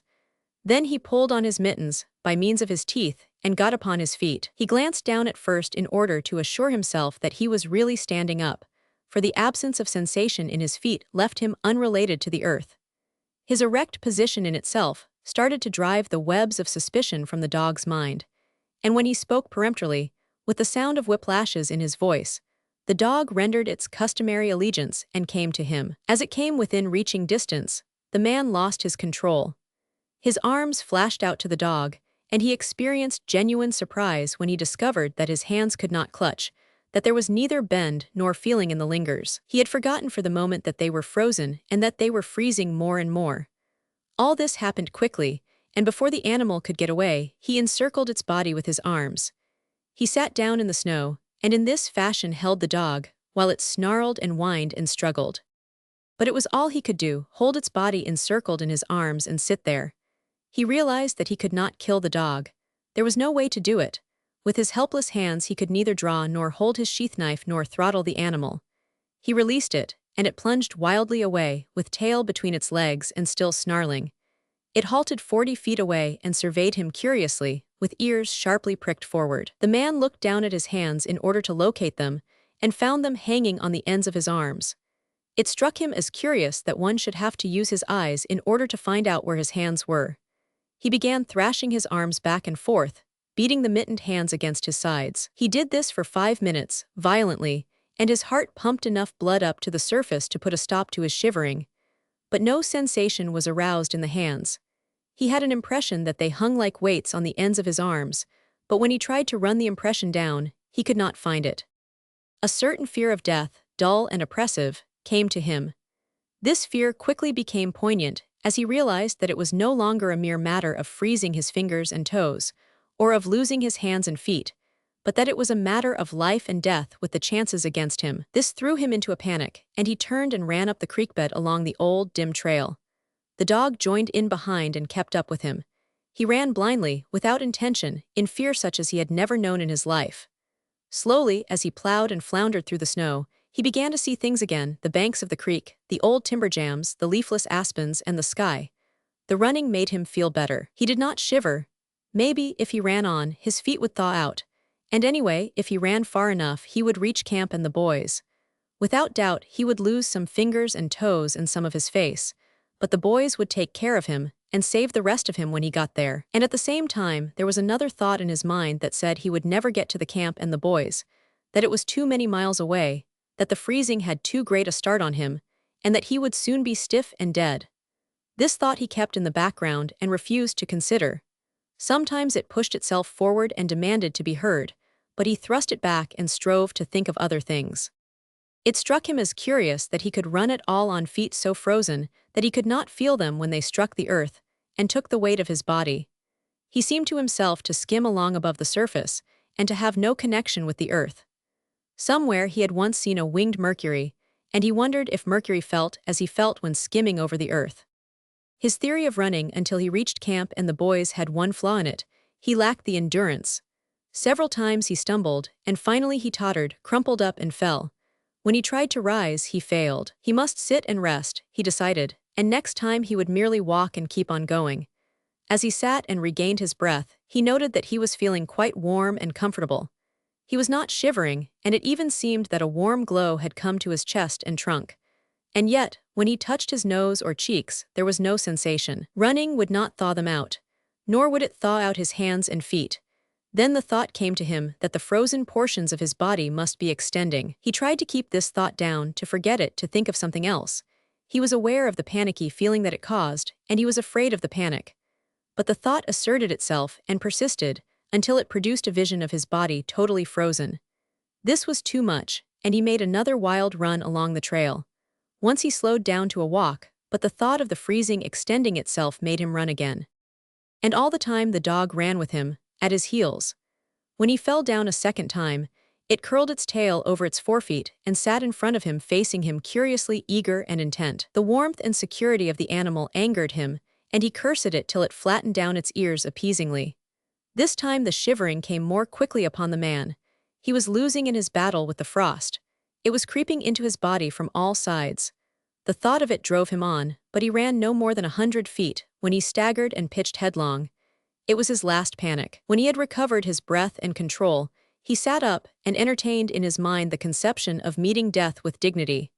However, the conception did not come to him in such terms. His idea of it was that he had been making a fool of himself, running around like a chicken with its head cut off. Such was the simile that occurred to him. Well, he was bound to freeze anyway, and he might as well take it decently. With this newfound peace of mind came the first glimmerings of drowsiness. A good idea, he thought, to sleep off to death. It was like taking an anesthetic. Freezing was not so bad as people thought. There were lots worse ways to die. He pictured the boys finding his body next day.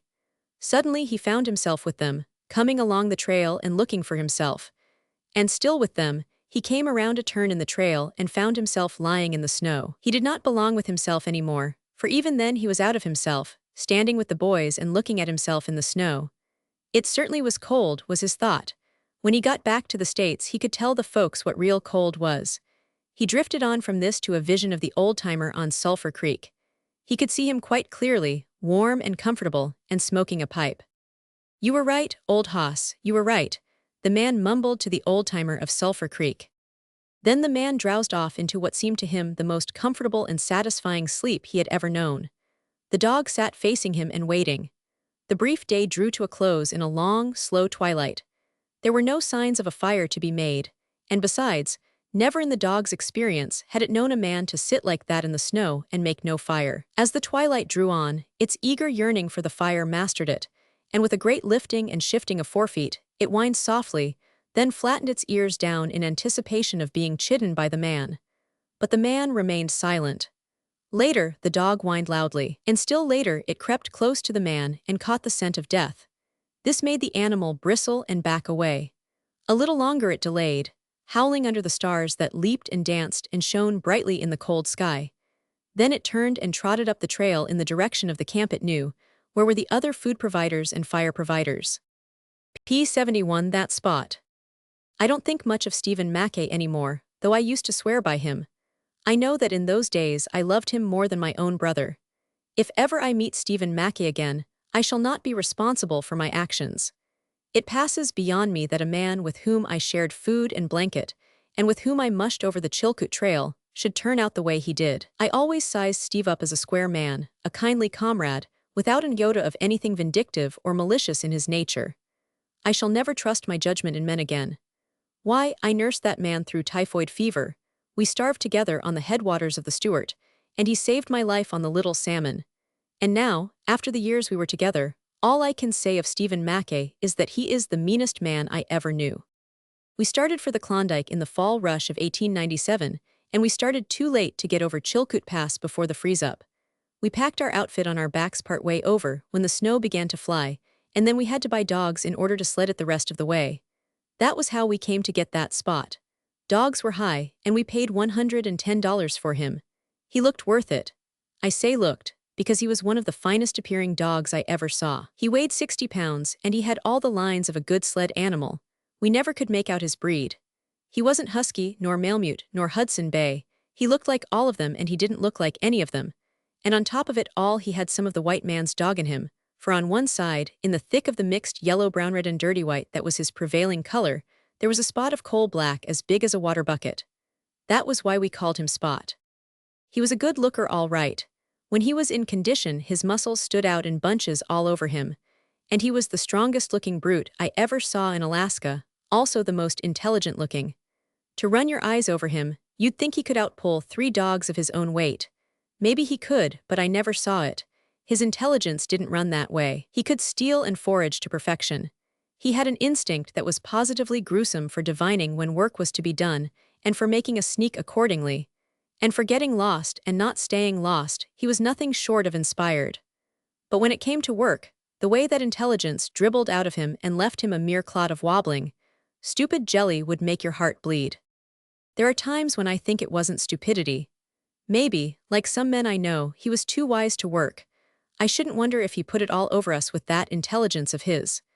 Maybe he figured it all out, and decided that a licking now and again, and no work was a whole lot better than work all the time and no licking. He was intelligent enough for such a computation. I tell you, I've sat and looked into that dog's eyes till the shivers ran up and down my spine, and the marrow crawled like yeast. What of the intelligence I saw shining out? I can't express myself about that intelligence. It is beyond mere words. I saw it, that's all. At times it was like gazing into a human soul, to look into his eyes. And what I saw there frightened me, and started all sorts of ideas in my own mind of reincarnation and all the rest. I tell you, I sensed something big in that brute's eyes. There was a message there, but I wasn't big enough myself to catch it. Whatever it was, I know I'm making a fool of myself. Whatever it was, it baffled me. I can't give an inkling of what I saw in that brute's eyes. It wasn't light, it wasn't color. It was something that moved away back when the eyes themselves weren't moving. And I guess I didn't see it move either, I only sensed that it moved. It was an expression, that's what it was, and I got an impression of it. No, it was different from a mere expression, it was more than that. I don't know what it was, but it gave me a feeling of kinship just the same. Oh no, not sentimental kinship. It was rather a kinship of equality. Those eyes never pleaded like a deer's eyes, they challenged. No, it wasn't defiance. It was just a calm assumption of equality, and I don't think it was deliberate. My belief is that it was unconscious on his part. It was there because it was there, and it couldn't help shining out. No, I don't mean shine. It didn't shine, it moved. I know I'm talking rot, but if you looked into that animal's eyes the way I have, you'd understand. Steve was affected the same way I was. Why, I tried to kill that Spot once. He was no good for anything, and I fell down on it. I led him out into the brush and he came along slow and unwilling. He knew what was going on. I stopped in a likely place, put my foot on the rope and pulled my big Colts. And that dog sat down and looked at me. I tell you he didn't plead. He just looked. And I saw all kinds of incomprehensible things moving, yes, moving in those eyes of his. I didn't really see them move. I thought I saw them, for as I said before, I guess I only sensed them. And I want to tell you right now that it got beyond me. It was like killing a man, a conscious, brave man, who looked calmly into your gun as much as to say, "Who's afraid?" Then, too, the message seemed so near that, instead of pulling the trigger quick, I stopped to see if I could catch the message. There it was, right before me, glimmering all around in those eyes of his. And then it was too late. I got scared. I was trembly all over, and my stomach generated a nervous palpitation that made me seasick. I just sat down and looked at the dog, and he looked at me till I thought I was going crazy. Do you want to know what I did? I threw down the gun and ran back to camp with the fear of God in my heart. Steve laughed at me. But I noticed that Steve led Spot into the woods, a week later, for the same purpose, and that Steve came back alone, and a little later Spot drifted back too. At any rate, Spot wouldn't work. We paid $110 for him from the bottom of our sack, and he wouldn't work. He wouldn't even tighten the traces. Steve spoke to him the first time we put him in harness, and he sort of shivered, that was all. Not an ounce on the traces. He just stood still and wobbled like so much jelly. Steve touched him with the whip. He yelped, but not an ounce. Steve touched him again, a bit harder, and he howled, the regular long wolf howl. Then Steve got mad and gave him half a dozen, and I came on the run from the tent. I told Steve he was brutal with the animal, and we had some words, the first we'd ever had. He threw the whip down in the snow and walked away mad. I picked it up and went to it.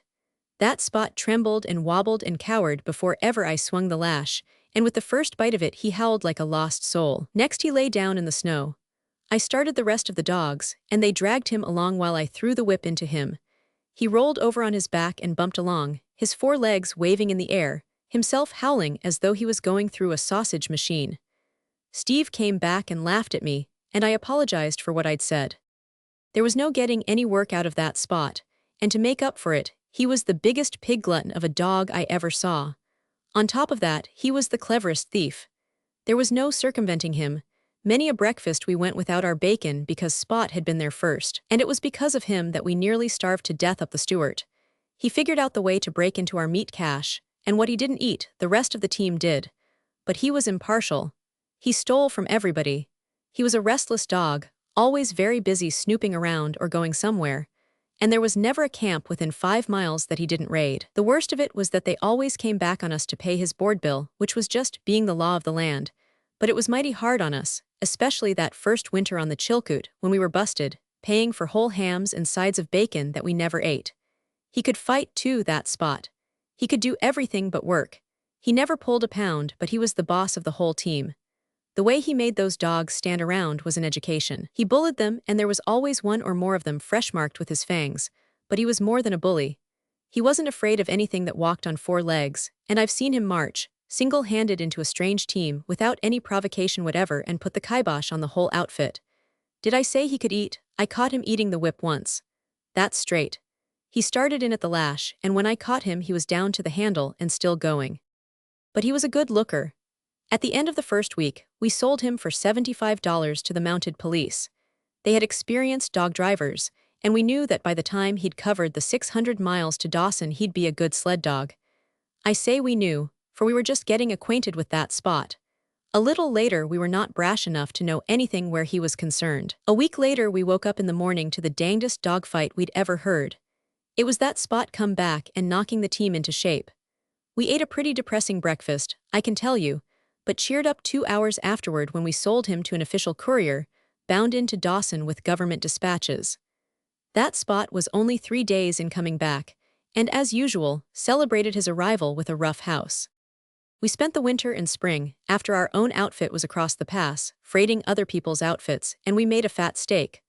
Also, we made money out of Spot. If we sold him once, we sold him 20 times. He always came back and no one asked for their money. We didn't want the money. We'd have paid handsomely for anyone to take him off our hands for keeps. We had to get rid of him, and we couldn't give him away, for that would have been suspicious. But he was such a fine looker that we never had any difficulty in selling him. Unbroke, we'd say, and they'd pay any old price for him, We sold him as low as $25, and once we got $150 for him. That particular party returned him in person, refused to take his money back, and the way he abused us was something awful. He said it was cheap at the price to tell us what he thought of us, and we felt he was so justified that we never talked back. But to this day, I've never quite regained all the old self-respect that was mine before that man talked to me. When the ice cleared out of the lakes and river, we put our outfit in a Lake Bennett boat and started for Dawson. We had a good team of dogs, and of course we piled them on top the outfit. That spot was along, there was no losing him, and a dozen times, the first day, he knocked one or another of the dogs overboard in the course of fighting with them. It was close quarters, and he didn't like being crowded. "What that dog needs is space," Steve said the second day. "Let's maroon him." We did, running the boat in at Caribou Crossing for him to jump ashore. Two of the other dogs, good dogs, followed him, and we lost 2 whole days trying to find them. We never saw those 2 dogs again, but the quietness and relief we enjoyed made us decide, like the man who refused his $150, that it was cheap at the price. For the first time in months, Steve and I laughed and whistled and sang. We were as happy as clams. The dark days were over. The nightmare had been lifted. That spot was gone. 3 weeks later, one morning, Steve and I were standing on the riverbank at Dawson. A small boat was just arriving from Lake Bennett. I saw Steve give a start, and heard him say something that was not nice, and that was not under his breath. Then I looked, and there in the bow of the boat with ears pricked up sat Spot. Steve and I sneaked immediately, like beaten curs, like cowards, like absconders from justice. It was this last that the lieutenant of police thought when he saw us sneaking. He surmised that there were law officers in the boat who were after us.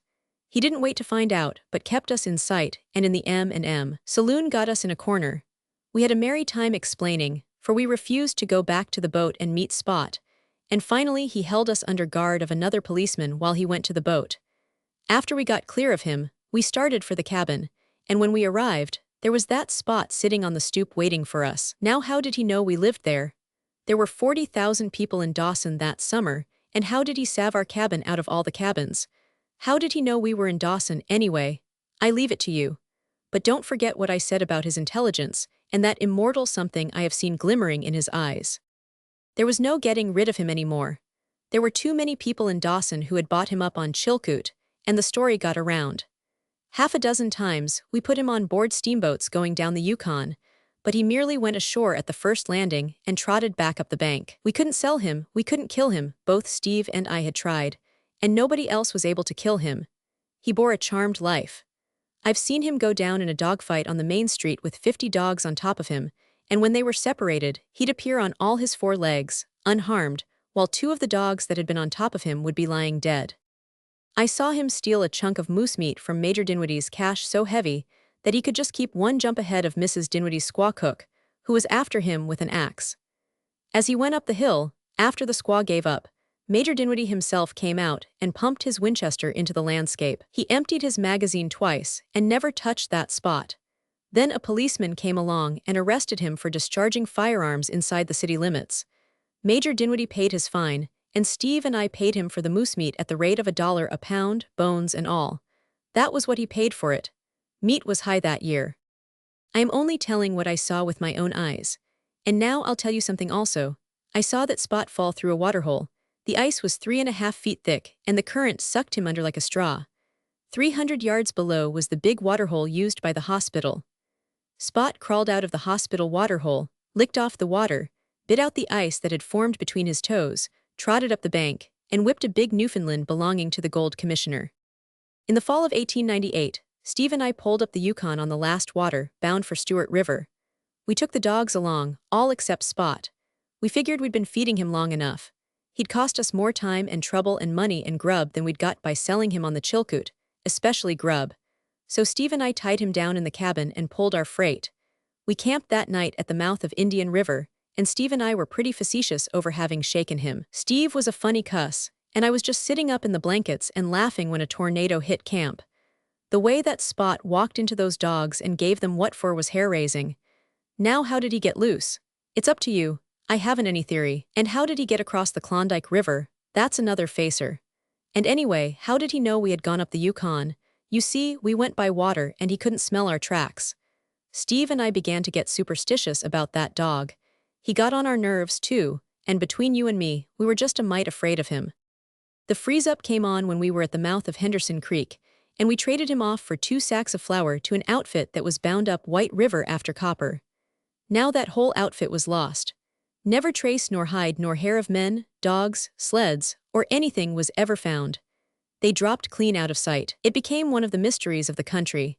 Steve and I plugged away up the Stewart, and 6 weeks afterward that Spot crawled into camp. He was a perambulating skeleton and could just drag along, but he got there. And what I want to know is, who told him we were up the Stewart? We could have gone to 1,000 other places. How did he know? You tell me and I'll tell you. No losing him. At the Mayo he started a row with an Indian dog. The buck who owned the dog took a swing at Spot with an axe, missed him, and killed his own dog. Talk about magic and turning bullets aside. I, for one, consider it a blamed sight harder to turn an axe aside with a big buck at the other end of it.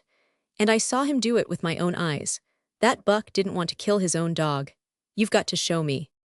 I told you about Spot breaking into our meat cache. It was nearly the death of us. There wasn't any more meat to be killed, and meat was all we had to live on. The moose had gone back several hundred miles and the Indians with them. There we were. Spring was on and we had to wait for the river to break. We got pretty thin before we decided to eat the dogs, and we decided to eat Spot first.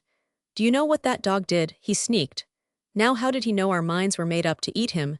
We sat up nights laying for him, but he never came back, and we ate the other dogs. We ate the whole team. And now for the sequel. You know what it is when a big river breaks up and a few billion tons of ice go out, jamming and milling and grinding. Just in the thick of it, when the Stewart went out, rumbling and roaring, we sighted Spot out in the middle. He'd got caught as he was trying to cross up above somewhere. Steve and I yelled and shouted and ran up and down the bank, tossing our hats in the air. Sometimes we'd stop and hug each other. We were that boisterous, for we saw Spot's finish. He didn't have a chance in a million. He didn't have any chance at all. After the ice run, we got into a canoe and paddled down to the Yukon, and down the Yukon to Dawson, stopping to feed up for a week at the cabins at the mouth of Henderson Creek. And as we came into the bank at Dawson, there sat that Spot, waiting for us, his ears pricked up, his tail wagging, his mouth smiling, extending a hearty welcome to us. Now how did he get out of that ice? How did he know we were coming to Dawson, to the very hour and minute, to be out there on the bank waiting for us? The more I think of that Spot, the more I am convinced that there are things in this world that go beyond science.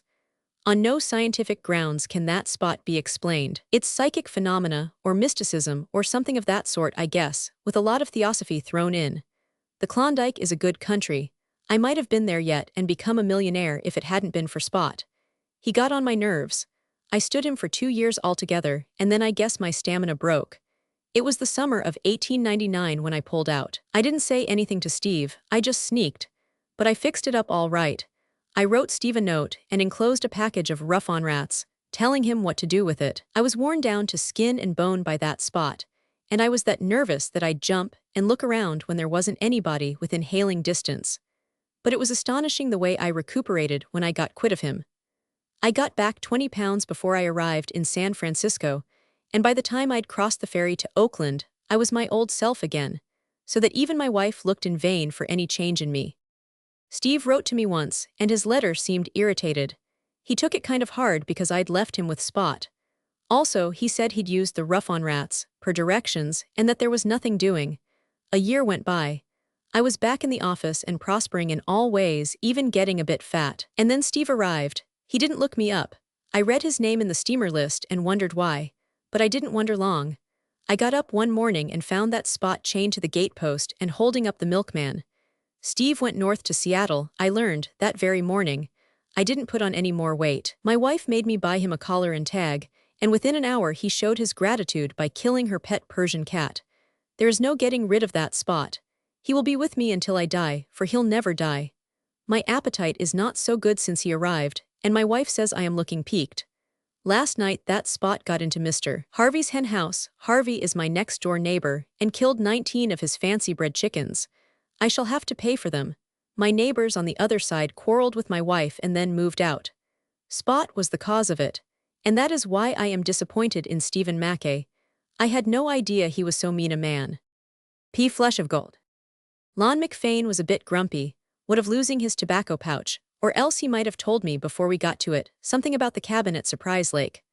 All day, turn and turnabout, we had spelled each other at going to the fore and breaking trail for the dogs.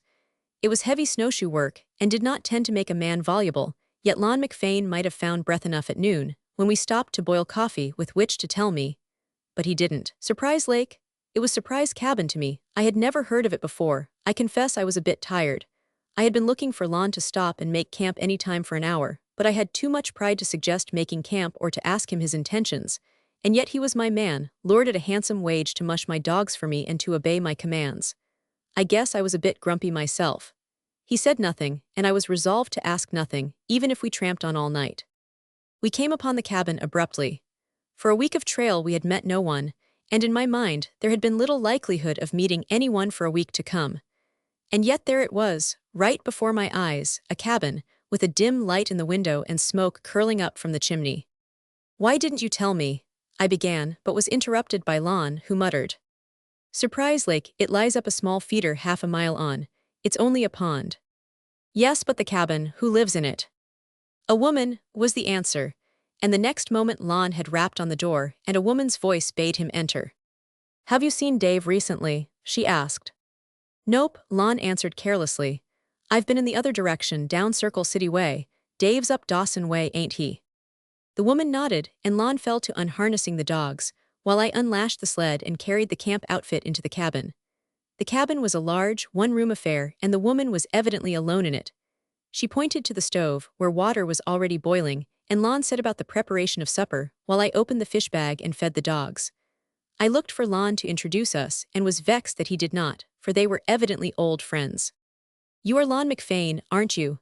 I heard her ask him. "Why, I remember you now. The last time I saw you it was on a steamboat, wasn't it? I remember." Her speech seemed suddenly to be frozen by the spectacle of dread which, I knew, from the tenor I saw mounting in her eyes, must be on her inner vision. To my astonishment, Lon was affected by her words and manner. His face showed desperate, for all his voice sounded hearty and genial as he said, "The last time we met was at Dawson, Queen's Jubilee or birthday or something, don't you remember? The canoe races in the river and the obstacle races down the main street." The terror faded out of her eyes and her whole body relaxed. "Oh yes, I do remember," she said. "And you won one of the canoe races. How's Dave been macking it lately? Stricken it as rich as ever, I suppose?" Lon asked with apparent irrelevance. She smiled and nodded, and then, noticing that I had unlashed the bed roll, she indicated the end of the cabin where I might spread it. Her own bunk, I noticed, was made up at the opposite end. "I thought it was Dave coming when I heard your dogs," she said. After that she said nothing, contenting herself with watching Lon's cooking operations and listening the while as for the sound of dogs along the trail. I lay back on the blankets and smoked and watched. Here was mystery. I could make that much out, but no more could I make out. Why in the deuce hadn't Lon given me the tip before we arrived? I looked at her face, unnoticed by her, and the longer I looked the harder it was to take my eyes away. It was a wonderfully beautiful face, unearthly, I may say, with a light in it or an expression or something that was never on land or sea. Fear and terror had completely vanished, and it was a placidly beautiful face. If by placid, one can characterize that intangible and occult something that I cannot say was a radiance or a light any more than I can say it was an expression. Abruptly, as if for the first time, she became aware of my presence. "Have you seen Dave recently?" she asked me. It was on the tip of my tongue to say Dave who, when Lon coughed in the smoke that arose from the sizzling bacon. The bacon might have caused that cough, but I took it as a hint and left my question unasked. "No, I haven't," I answered. "I'm new in this part of the country." "But you don't mean to say," she interrupted, "that you've never heard of Dave, of Big Dave Walsh?" "You see," I apologized, "I'm new in the country. I've put in most of my time in the lower country, down Nome Way." "Tell him about Dave," she said to Lon. Lon seemed put out, but he began in that hearty, genial manner that I had noticed before. It seemed a shade too hearty and genial, and it irritated me. "Oh, Dave is a fine man," he said. "He's a man every inch of him, and he stands 6'4" in his socks. His word is as good as his bond. The man lies who ever says Dave told a lie, and that man will have to fight with me too as well, if there's anything left of him when Dave gets done with him, for Dave is a fighter. Oh yes, he's a scrapper from way back. He got a grizzly with a 38 pop gun. He got clawed some, but he knew what he was doing. He went into the cave on purpose to get that grizzly. Afraid of nothing. Free and easy with his money, or his last shirt and match went out of money. Why, he drained Surprise Lake here in 3 weeks and took out 90,000, didn't he? She flushed and nodded her head proudly. Through his recital she had followed every word with keenest interest. And I must say, Lon went on, that I was disappointed sore on not meeting Dave here tonight. Lon served supper at one end of the table of whipsawed spruce, and we fell to eating. A howling of the dogs took the woman to the door. She opened it an inch and listened. "Where is Dave Walsh?" I asked in an undertone. "Dead's," Lon answered. "In hell maybe, I don't know, shut up." "But you just said that you expected to meet him here tonight," I challenged. "Oh, shut up, can't you," was Lon's reply in the same cautious undertone.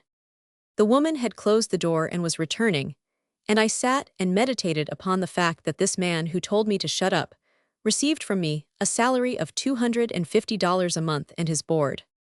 Lon washed the dishes while I smoked and watched the woman. She seemed more beautiful than ever, strangely and weirdly beautiful, it is true. After looking at her steadfastly for 5 minutes, I was compelled to come back to the real world and to glance at Lon McFain. This enabled me to know without discussion that the woman, too, was real.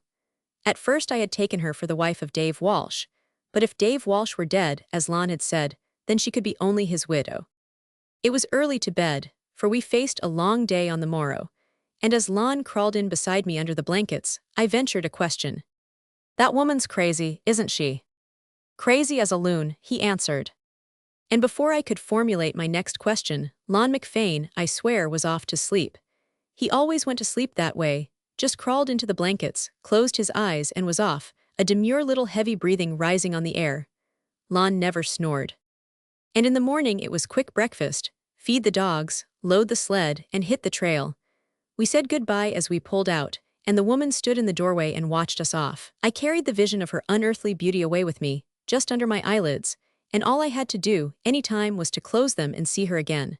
The way was unbroken, Surprise Lake being far off the traveled trails, and Lon and I took turnabout at beating down the feathery snow with our big webbed shoes so that the dogs could travel. "But you said you expected to meet Dave Walsh at the cabin," trembled on the tip of my tongue a score of times. I did not utter it. I could wait until we knocked off in the middle of the day. And when the middle of the day came, we went right on, for, as Lon explained, there was a camp of moose hunters at the forks of the Tile, and we could make there by dark.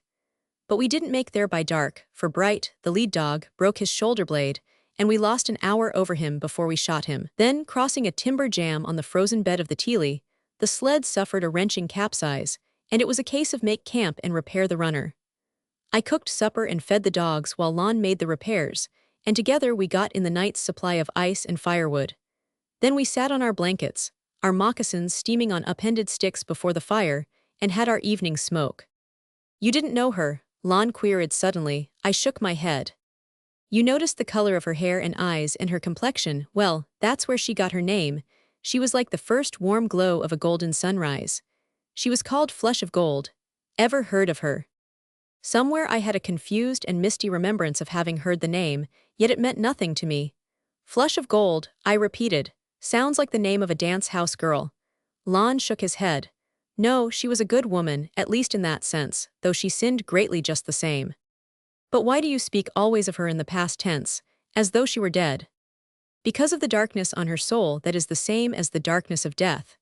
The Flush of Gold that I knew, that Dawson knew, and that 40 Mile knew before that, is dead. That dumb, lunatic creature we saw last night was not Flush of Gold." "And Dave?" I queried. "He built that cabin," Lon answered. "He built it for her, and for himself. He is dead. She is waiting for him there. She half believes he is not dead. But who can know the whim of a crazed mind? Maybe she wholly believes he is not dead. At any rate, she waits for him there in the cabin he built. Who would rouse the dead? Then who would rouse the living that are dead? Not I, and that is why I let on to expect to meet Dave Walsh there last night. I'll bet a stack that I'd have been more surprised than she if I had met him there last night." "I do not understand," I said. "Begin at the beginning, as a white man should, and tell me the whole tale." And Lon began. "Victor Chauvet was an old Frenchman born in the south of France. He came to California in the days of gold. He was a pioneer. He found no gold, but instead became a maker of bottled sunshine, in short, a grape grower and winemaker. Also, he followed gold excitements. That is what brought him to Alaska in the early days, and over the Chilkoot, and down the Yukon long before the Carmack strike. The old town site of 10 Mile was Chauvet's. He carried the first mail into Arctic City. He staked those coal mines on the Porcupine a dozen years ago. He grub-staked Loftus into the Nippenuk country. Now it happened that Victor Chauvet was a good Catholic, loving two things in this world, wine and woman. Wine of all kinds he loved, but of woman, only one, and she was the mother of Marie Chauvet. Here I groaned aloud, having meditated beyond self-control over the fact that I paid this man $250 a month. "What's the matter now?" he demanded. "Matter?" I complained. "I thought you were telling the story of Flush of Gold. I don't want a biography of your old French wine bibber." Lon calmly lighted his pipe, took one good puff, then put the pipe aside. "And you asked me to begin at the beginning," he said. "Yes," said I, "the beginning." "And the beginning of Flush of Gold is the old French wine bibber, for he was the father of Marie Chauvet, and Marie Chauvet was the Flush of Gold. What more do you want?" Victor Chauvet never had much luck to speak of. He managed to live and to get along and to take good care of Marie, who resembled the one woman he had loved. He took very good care of her. Flush of Gold was the pet name he gave her. Flush of Gold Creek was named after her, Flush of Gold town site, too. The old man was great on town sites, only he never landed them. "Now honestly," Lon said, with one of his lightning changes, "you've seen her, what do you think of her looks, I mean? How does she strike your beauty sense?" "She is remarkably beautiful," I said. "I never saw anything like her in my life. In spite of the fact last night that I guessed she was mad, I could not keep my eyes off of her. It wasn't curiosity. It was wonder, sheer wonder, she was so strangely beautiful." "She was more strangely beautiful before the darkness fell upon her," Lon said softly. "She was truly the Flush of Gold. She turned all men's hearts and heads." She recalls with an effort that I once won a canoe race at Dawson, I, who once loved her, and was told by her of her love for me. It was her beauty that made all men love her. She'd got the apple from Paris on application, and there wouldn't have been any Trojan War, and to top it off she'd have thrown Paris down. And now she lives in darkness, and she who was always fickle, for the first time is constant, and constant to a shade, to a dead man she does not realize is dead. And this is the way it was. You remember what I said last night of Dave Walsh, Big Dave Walsh. He was all that I said and more, many times more. He came into this country in the late 80s, that's a pioneer for you. He was 20 years old then. He was a young bull. When he was 25 he could lift clear of the ground 13 50-pound sacks of flour. At first, each fall of the year, famine drove him out. It was a lone land in those days. No river steamboats, no grub, nothing but salmon bellies and rabbit tracks. But after famine chased him out 3 years, he said he'd had enough of being chased, and the next year he stayed. He lived on straight meat when he was lucky enough to get it. He ate 11 dogs that winter, but he stayed. And the next winter he stayed, and the next. He never did leave the country again. He was a bull, a great bull. He could kill the strongest man in the country with hard work. He could outpack a Chilkat Indian, he could outpaddle a stick, and he could travel all day with wet feet when the thermometer registered 50 below zero, and that's going some, I tell you, for vitality. You'd freeze your feet at 25 below if you wet them and tried to keep on. Dave Walsh was a bull for strength, and yet he was soft and easy-natured.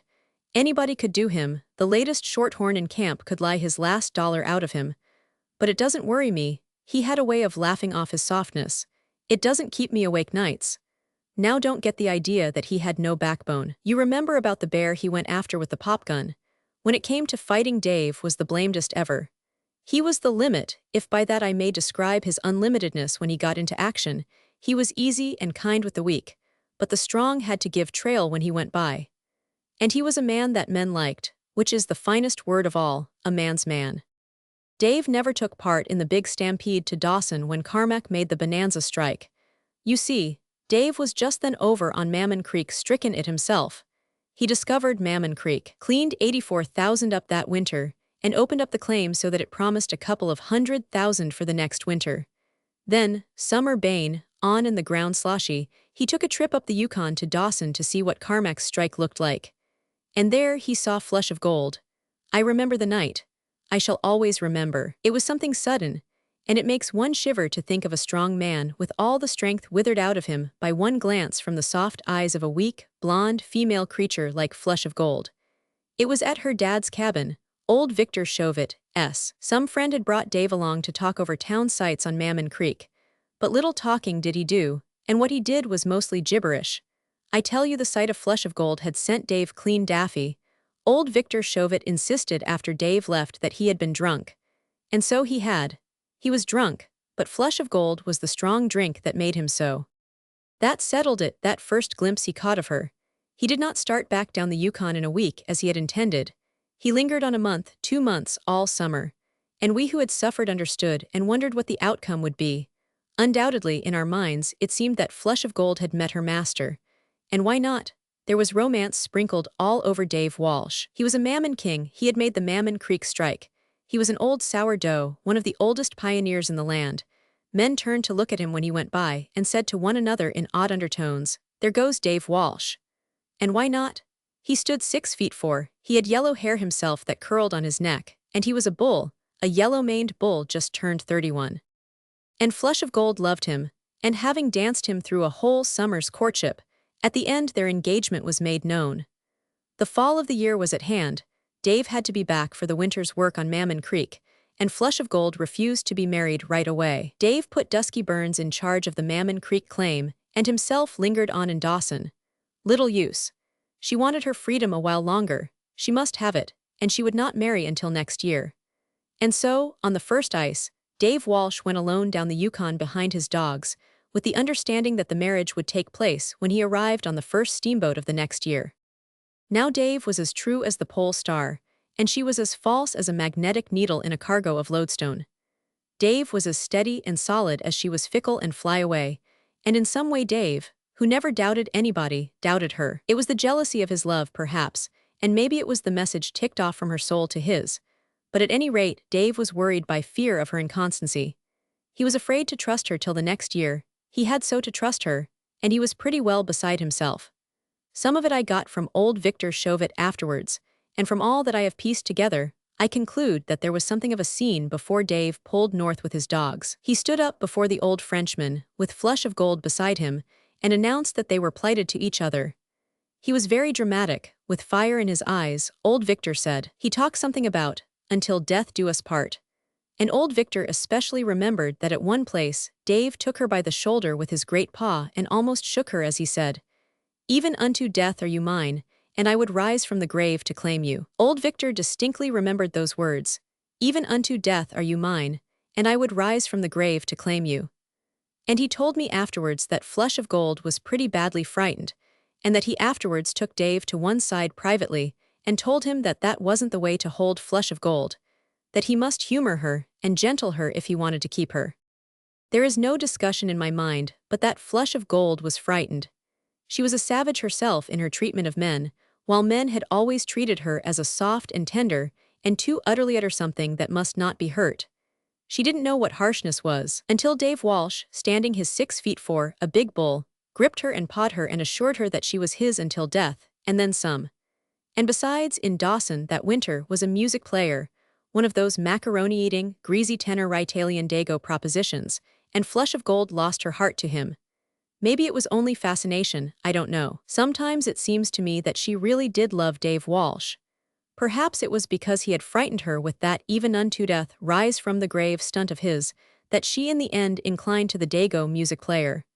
But it is all guesswork, and the facts are sufficient. He wasn't a Dago, he was a Russian count, this was straight, and he wasn't a professional piano player or anything of the sort. He played the violin and the piano and he sang well, but it was for his own pleasure and for the pleasure of those he sang for. He had money, too, and right here let me say that Flush of Gold never cared a rap for money. She was fickle, but she was never sordid. But to be getting along. She was plighted to Dave, and Dave was coming up on the first steamboat to get her. That was the summer of '98, and the first steamboat was to be expected the middle of June. And Flush of Gold was afraid to throw Dave down and face him afterwards. It was all planned suddenly. The Russian music player, the Count, was her obedient slave. She planned it, I know. I learned as much from old Victor afterwards. The Count took his orders from her and caught that first steamboat down. It was the Golden Rocket. And so did Flush of Gold catch it. and so did I. I was going to Circle City, and I was flabbergasted when I found Flush of Gold on board. I didn't see her name down on the passenger list. She was with the Count fellow all the time, happy and smiling, and I noticed that the Count fellow was down on the list as having his wife along. There it was, stateroom, number, and all. The first I knew that he was married, only I didn't see anything of the wife, unless Flush of Gold was so counted. I wondered if they'd got married ashore before starting. There'd been talk about them in Dawson, you see, and bets had been laid that the Count fellow had cut Dave out. I talked with the purser. He didn't know anything more about it than I did. He didn't know Flush of Gold, anyway, and besides, he was almost rushed to death. You know what a Yukon steamboat is, but you can't guess what the Golden Rocket was when it left Dawson that June of 1898. She was a Hummer. Being the first steamer out, she carried all the scurvy patients and hospital wrecks. Then she must have carried a couple of millions of Klondike dust and nuggets, to say nothing of a packed and jammed passenger list, deck passengers galore, and bucks and squaws and dogs without end. And she was loaded down to the guards with freight and baggage. There was a mountain of the same on the lower deck, and each little stop along the way added to it. I saw the box come aboard at Teely Portage, and I knew it for what it was, though I little guessed the joker that was in it. And they piled it on top of everything else on the lower deck, and they didn't pile it any too securely either. The mate expected to come back to it again, and then forgot about it. I thought at the time that there was something familiar about the big husky dog that climbed over the baggage and freight and lay down next to the box. And then we passed the Glendale, bound up for Dawson. As she saluted us, I thought of Dave on board of her and hurrying to Dawson to Flush of Gold. I turned and looked at her where she stood by the rail. Her eyes were bright, but she looked a bit frightened by the sight of the other steamer, and she was leaning closely to the Count fellow as for protection. She needn't have leaned so safely against him, and I needn't have been so sure of a disappointed Dave Walsh arriving at Dawson. For Dave Walsh wasn't on the Glendale. There were a lot of things I didn't know, but was soon to know, for instance, that the pair were not yet married. Inside half an hour preparations for the marriage took place. What of the sick men in the main cabin, and of the crowded condition of the Golden Rocket? The likeliest place for the ceremony was found forward, on the lower deck, in an open space next to the rail and gangplank, and shaded by the mountain of freight with the big box on top and the sleeping dog beside it. There was a missionary on board, getting off at Eagle City, which was the next step, so they had to use him quick. That's what they'd planned to do, get married on the boat. But I've run ahead of the facts. The reason Dave Walsh wasn't on the Glendale was because he was on the Golden Rocket. It was this way. After loitering in Dawson on account of Flush of Gold, he went down to Mammon Creek on the ice.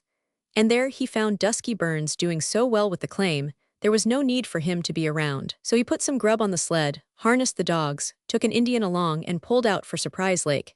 He always had a liking for that section. Maybe you don't know how the creek turned out to be a four-flusher, but the prospects were good at the time, and Dave proceeded to build his cabin and hers. That's the cabin we slept in. After he finished it, he went off on a moose hunt to the forks of the Teely, talkin' the Indian along. And this is what happened. Came on a cold snap. The juice went down 40, 50, 60 below zero. I remember that snap. I was at 40 mile, and I remember the very day. At 11 o'clock in the morning, the spirit thermometer at the NAT&T Company's store went down to 75 below zero. And that morning, near the forks of the Teely, Dave Walsh was out after moose with that blessed Indian of his. I got it all from the Indian afterwards. We made a trip over the ice together to Daya. That morning Mr. Indian broke through the ice and wet himself to the waist. Of course he began to freeze right away. The proper thing was to build a fire. But Dave Walsh was a bull. It was only half a mile to camp, where a fire was already burning. What was the good of building another? He threw Mr. Indian over his shoulder and ran with him, half a mile, with the thermometer at 75 below. You know what that means. Suicide? There's no other name for it. Why, that buck Indian weighed over 200 himself, and Dave ran half a mile with him. Of course he froze his lungs. Must have frozen them near solid. It was a tomfool trick for any man to do. And anyway, after lingering horribly for several weeks, Dave Walsh died. The Indian didn't know what to do with the corpse. Ordinarily, he'd have buried him and let it go at that. But he knew that Dave Walsh was a big man, worth lots of money, a High-Use-Skookum chief.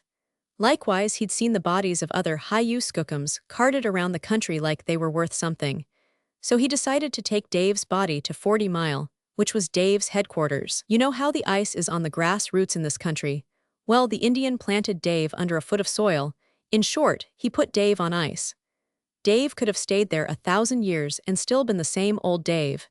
You understand, just the same as a refrigerator. Then the Indian brings over a whipsaw from the cabin at Surprise Lake and makes lumber enough for the box. Also, waiting for the thaw, he goes out and shoots about 10,000 pounds of moose. This he keeps on ice, too. Came the thaw, the tealee broke. He built a raft and loaded it with the meat, the big box with Dave inside and Dave's team of dogs, and away they went down the tealee. The raft got caught on a timber jam and hung up 2 days. It was scorching hot weather, and Mr. Indian nearly lost his moose meat. So when he got to Tealee Portage, he figured a steamboat would get to 40 miles quicker than his raft. He transferred his cargo, and there you are, 4 lower deck of the Golden Rocket, Flush of Gold being married, and Dave Walsh in his big box casting the shade for her. And there's one thing I clean forgot. No wonder I thought the husky dog that came aboard at Tealee Portage was familiar. It was Pilat, Dave Walsh's lead dog and favorite, a terrible fighter, too. He was lying down beside the box.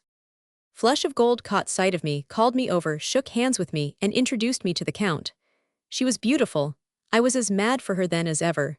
She smiled into my eyes and said I must sign as one of the witnesses, and there was no refusing her.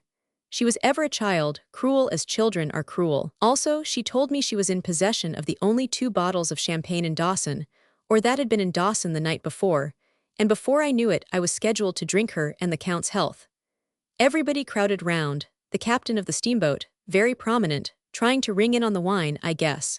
It was a funny wedding. On the upper deck the hospital wrecks, with various feet in the grave, gathered and looked down to see. There were Indians all jammed in the circle, 2 big bucks and their squaws and kids, to say nothing of about 25 snarling wolf dogs. The missionary lined the 2 of them up and started in with the service. And just then a dogfight started, high up on the pile of freight, Pilat lying beside the big box and a white-haired brute belonging to one of the Indians. The fight wasn't explosive at all. The brutes just snarled at each other from a distance, tapping at each other long distance, saying dast and dascent, dast and dascent. The noise was rather disturbing, but you could hear the missionary's voice above it. There was no particularly easy way of getting at the 2 dogs, except from the other side of the pile. But nobody was on that side, everybody watching the ceremony, you see. Even then everything might have been all right if the captain hadn't thrown a club at the dogs. That was what precipitated everything. As I say, if the captain hadn't thrown that club, nothing might have happened.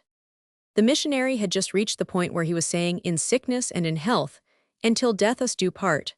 And just then the captain threw the club. I saw the whole thing. It landed on Pilat, and at that instant the white brute jumped him. The club caused it.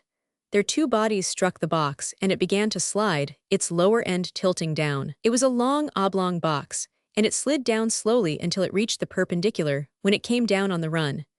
The onlookers on that side the circle had time to get out from under. Flush of Gold and the Count, on the opposite side of the circle, were facing the box. The missionary had his back to it. The box must have fallen 10 feet straight up and down, and it hit end on. Now mind you, not one of us knew that Dave Walsh was dead. We thought he was on the Glendale, bound for Dawson. The missionary had edged off to one side, and so Flush of Gold faced the box when it struck. It was like in a play. It couldn't have been better planned. On end and on the right end, the whole front of the box came off, and out swept Dave Walsh on his feet, partly wrapped in a blanket, his yellow hair flying and showing bright in the sun. Right out of the box on his feet he swept upon Flush of Gold. She didn't know he was dead, but it was unmistakable after hanging up 2 days on a timber jam that he was rising all right from the dead to claim her. Possibly that is what she thought. At any rate, the sight froze her. She couldn't move. She just sort of wilted and watched Dave Walsh coming for her. And he got her. It looked almost as though he threw his arms around her, but whether or not this happened, down to the deck they went together.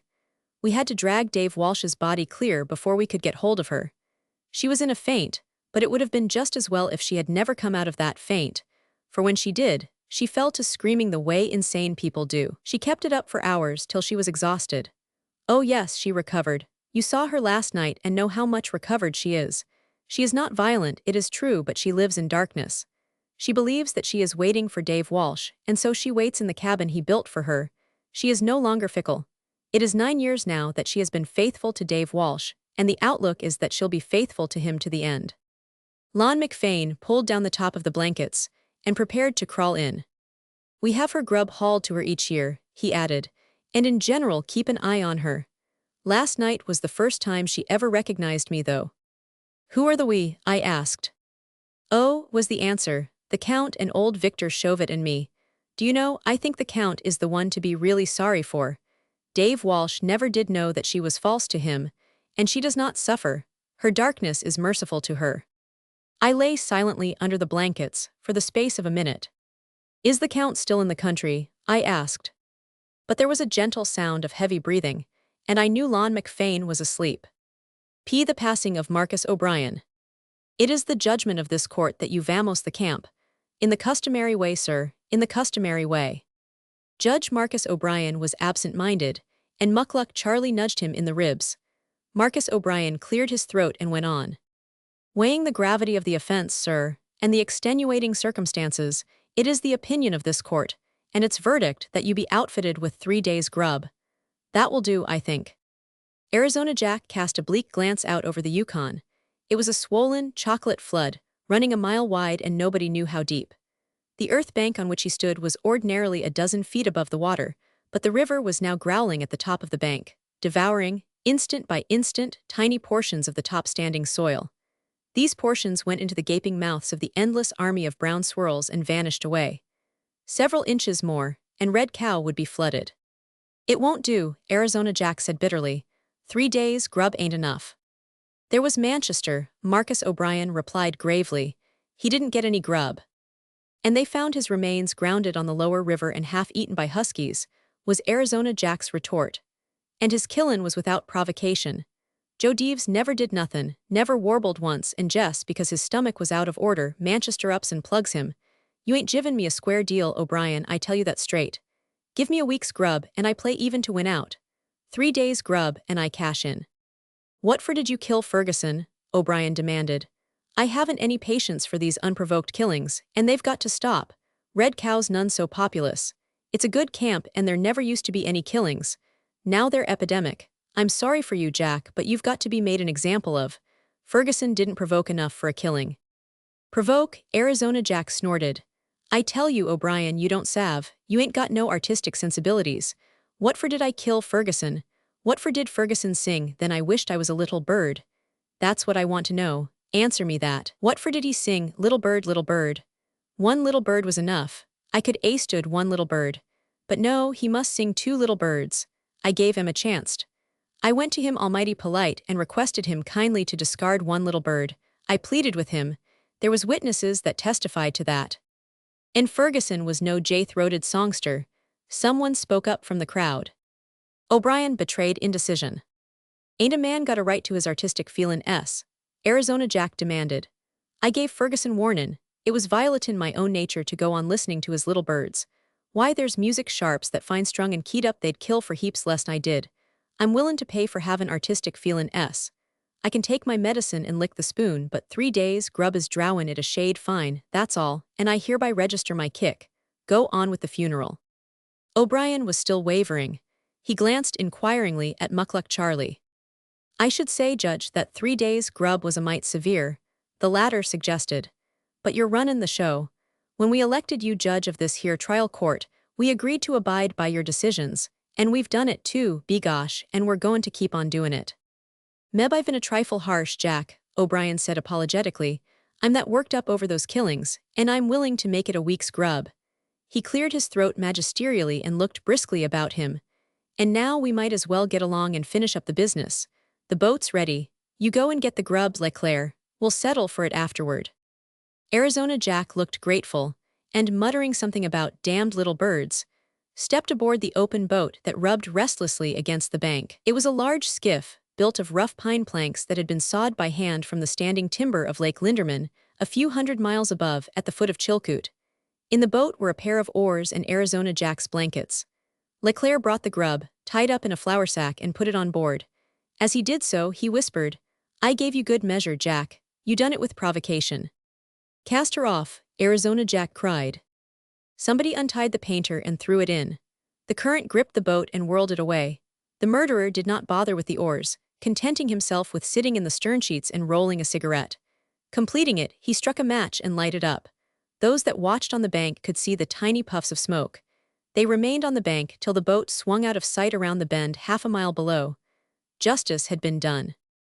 The denizens of Red Cow imposed the law and executed sentences without the delays that mark the softness of civilization. There was no law on the Yukon save what they made for themselves. They were compelled to make it for themselves. It was in an early day that Red Cow flourished on the Yukon, 1887, and the Klondike and its populous stampedes lay in the unguessed future. The men of Red Cow did not even know whether their camp was situated in Alaska or in the Northwest Territory, whether they drew breath under the stars and stripes or under the British flag. No surveyor had ever happened along to give them their latitude and longitude. Red Cow was situated somewhere along the Yukon, and that was sufficient for them. So far as flags were concerned, they were beyond all jurisdiction. So far as the law was concerned, they were in no man's land. They made their own law, and it was very simple. The Yukon executed their decrees. Some 2,000 miles below Red Cow, the Yukon flowed into Bering Sea through a delta 100 miles wide. Every mile of those 2,000 miles was savage wilderness. It was true, where the Porcupine flowed into the Yukon inside the Arctic Circle, there was a Hudson Bay Company trading post. But that was many hundreds of miles away. Also, it was rumored that many hundreds of miles farther on there were missions. This last, however, was merely rumor. The men of Red Cow had never been there. They had entered the lone land by way of Chilkoot and the headwaters of the Yukon. The men of Red Cow ignored all minor offenses. To be drunk and disorderly, and to use vulgar language were looked upon as natural and inalienable rights. The men of Red Cow were individualists, and recognized as sacred but two things, property and life. There were no women present to complicate their simple morality. There were only 3 log cabins in Red Cow, the majority of the population of 40 men living in tents or brush shacks, and there was no jail in which to confine malefactors, while the inhabitants were too busy digging gold or seeking gold to take a day off and build a jail. Besides, the paramount question of grub negatived such a procedure. Wherefore, when a man violated the rights of property or life, he was thrown into an open boat and started down the Yukon. The quantity of grub he received was proportioned to the gravity of the offense. Thus, a common thief might get as much as 2 weeks' grub, an uncommon thief might get no more than half of that. A murderer got no grub at all. A man found guilty of manslaughter would receive grub for from 3 days to a week. And Marcus O'Brien had been elected judge, and it was he who apportioned the grub. A man who broke the law took his chances. The Yukon swept him away, and he might or might not win to Bering Sea. A few days, grub gave him a fighting chance. No grub meant practically capital punishment, though there was a slim chance, all depending on the season of the year. Having disposed of Arizona Jack and watched him out of sight, the population turned from the bank and went to work on its claims, all except Curly Jim, who ran the one faro layout in all the Northland and who speculated in prospect holes on the sides. 2 things happened that day that were momentous. In the late morning, Marcus O'Brien struck it. He washed out $1, $1.50, and $2 from 3 successive pans. He had found the streak. Curly Jim looked into the hole, washed a few pans himself, and offered O'Brien $10,000 for all rights, $5,000 in dust, and in lieu of the other $5,000 a half interest in his faro layout. O'Brien refused the offer. He was there to make money out of the earth, he declared with heat, and not out of his fellow men. And anyway, he didn't like faro. Besides, he appraised his strike at a whole lot more than $10,000. The second event of moment occurred in the afternoon, when Siskiyou Pearly ran his boat into the bank and tied up. He was fresh from the outside, and had in his possession a 4-month-old newspaper. Furthermore, he had half a dozen barrels of whiskey, all consigned to Curly Jim. The men of Red Cow quit work.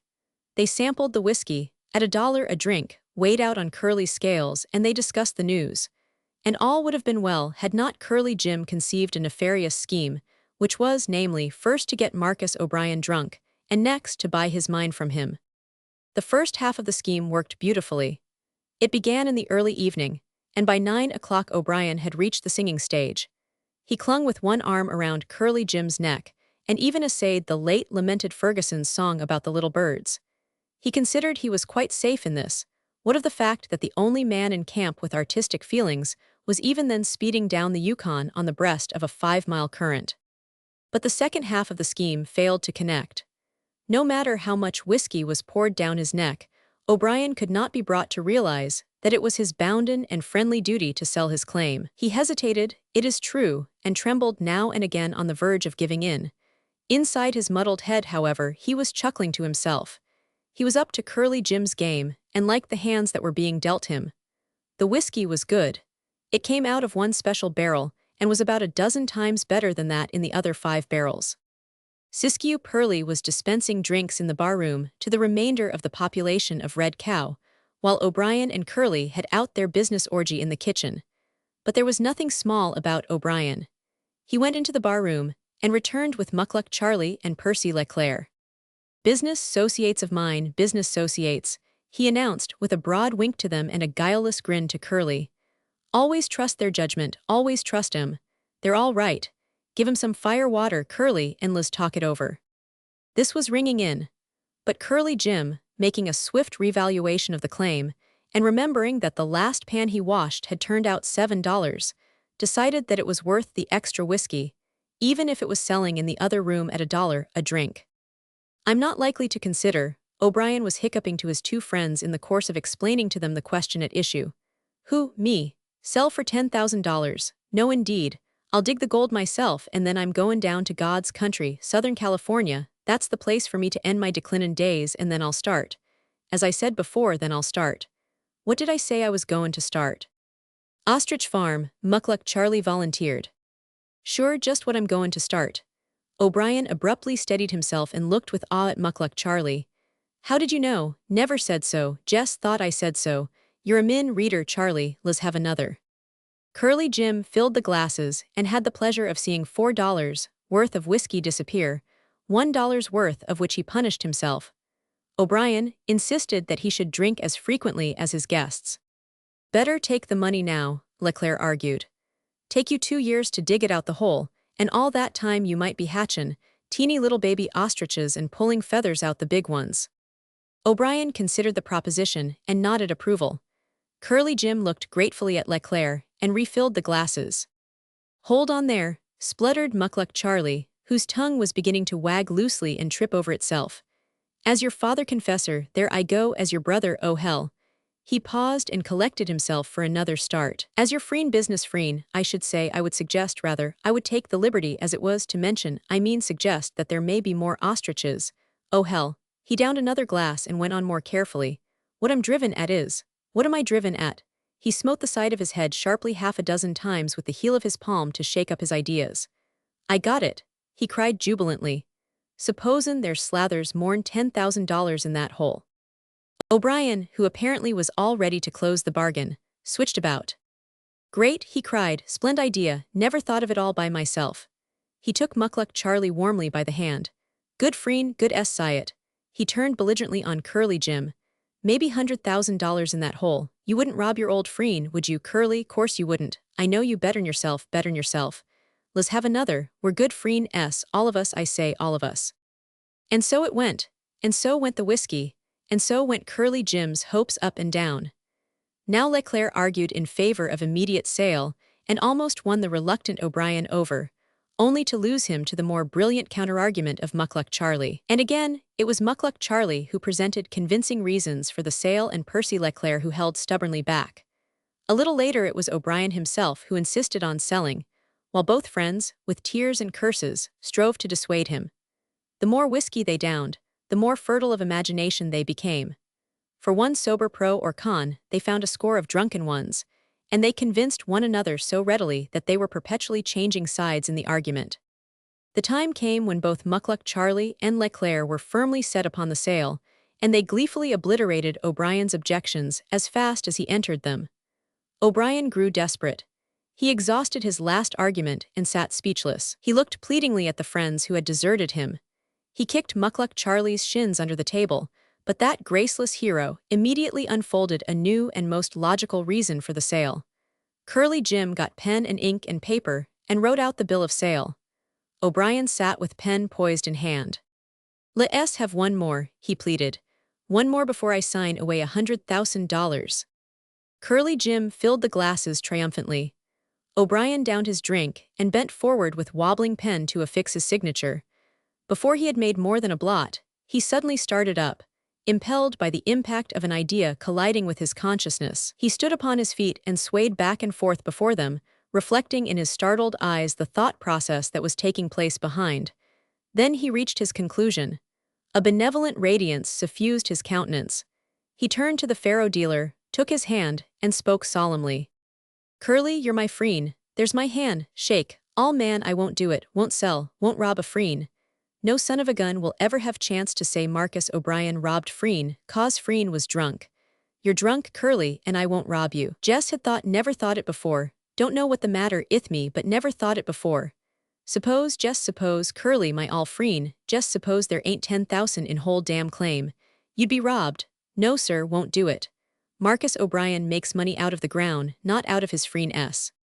Percy Leclerc and Muckluck, Charlie drowned the faro dealer's objections, in applause for so noble a sentiment. They fell upon O'Brien from either side, their arms lovingly about his neck, their mouths so full of words they could not hear Curly's offer to insert a clause in the document to the effect that if there weren't 10,000 in the claim, he would be given back the difference between yield and purchase price. The longer they talked, the more maudlin and the more noble the discussion became. All sordid motives were banished. They were a trio of philanthropists striving to save Curly Jim from himself and his own philanthropy. They insisted that he was a philanthropist. They refused to accept for a moment that there could be found one ignoble thought in all the world. They crawled and climbed and scrambled over high ethical plateaus and ranges, or drowned themselves in metaphysical seas of sentimentality. Curly Jim sweated and fumed and poured out the whiskey. He found himself with a score of arguments on his hands, not one of which had anything to do with the gold mine he wanted to buy. The longer they talked, the farther away they got from that gold mine, and at 2 a.m. Curly Jim acknowledged himself beat. One by one, he led his helpless guests across the kitchen floor and thrust them outside. O'Brien came last, and the three, with arms locked for mutual aid, titubated gravely on the stoop. "Good businessman, Curly," O'Brien was saying.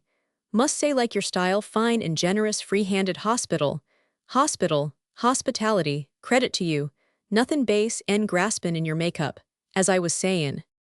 But just then, the faro dealer slammed the door. The three laughed happily on the stoop. They laughed for a long time. Then Muckluck Charlie essayed speech.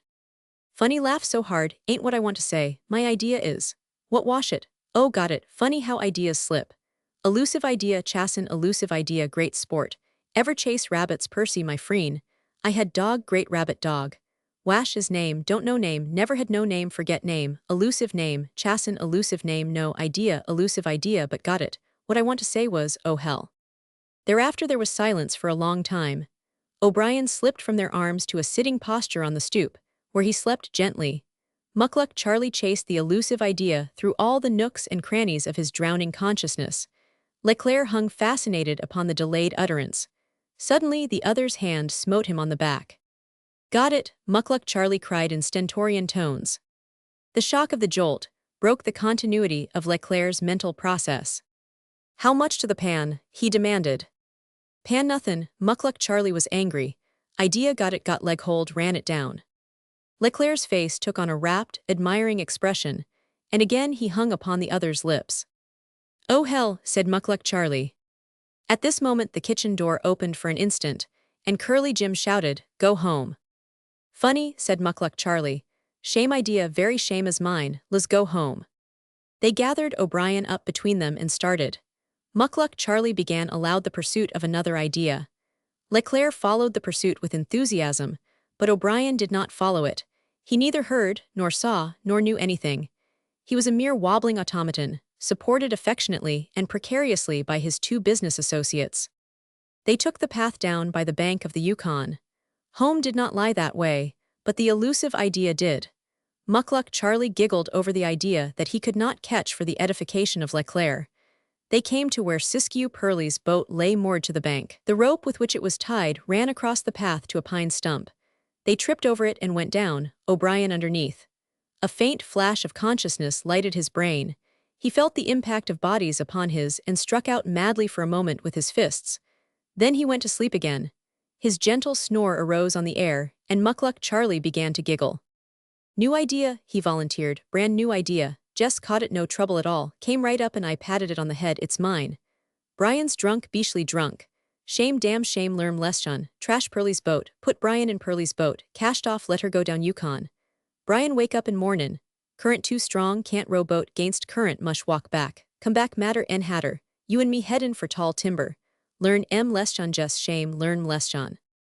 Siskiyou Pearlie's boat was empty, save for a pair of oars.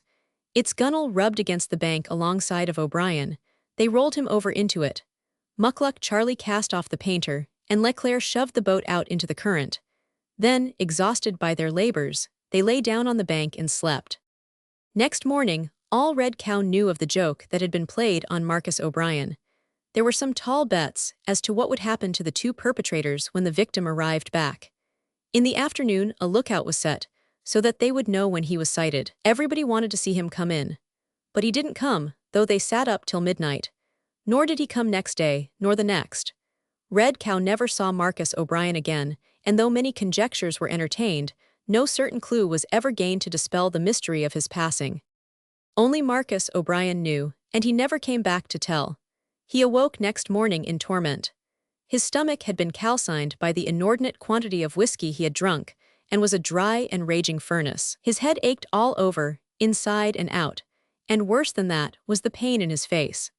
For 6 hours countless thousands of mosquitoes had fed upon him, and their ungrateful poison had swollen his face tremendously. It was only by a severe exertion of will that he was able to open narrow slits in his face through which he could peer. He happened to move his hands and they hurt. He squinted at them but failed to recognize them, so puffed were they by the mosquito virus. He was lost, or rather, his identity was lost to him. There was nothing familiar about him, which, by association of ideas, would cause to rise in his consciousness the continuity of his existence. He was divorced utterly from his past, for there was nothing about him to resurrect in his consciousness a memory of that past. Besides, he was so sick and miserable that he lacked energy and inclination to seek after who and what he was. It was not until he discovered a crook in a little finger, caused by an unset breakage of years before, that he knew himself to be Marcus O'Brien. On the instant, his past rushed into his consciousness. When he discovered a blood blister under a thumbnail, which he had received the previous week, his self-identification became doubly sure, and he knew that those unfamiliar hands belonged to Marcus O'Brien, or, just as much to the point, that Marcus O'Brien belonged to the hands. His first thought was that he was ill, that he had had river fever. It hurt him so much to open his eyes that he kept them closed. A small floating branch struck the boat a sharp rap. He thought it was someone knocking on the cabin door and said, "Come in." He waited for a while and then said testily, "Stay out then, damn you." But just the same he wished they would come in and tell him about his illness. But as he lay there, the past night began to reconstruct itself in his brain. He hadn't been sick at all, was his thought. He had merely been drunk, and it was time for him to get up and go to work. Work suggested his mind, and he remembered that he had refused $10,000 for it. He sat up abruptly and squeezed open his eyes. He saw himself in a boat, floating on the swollen brown flood of the Yukon.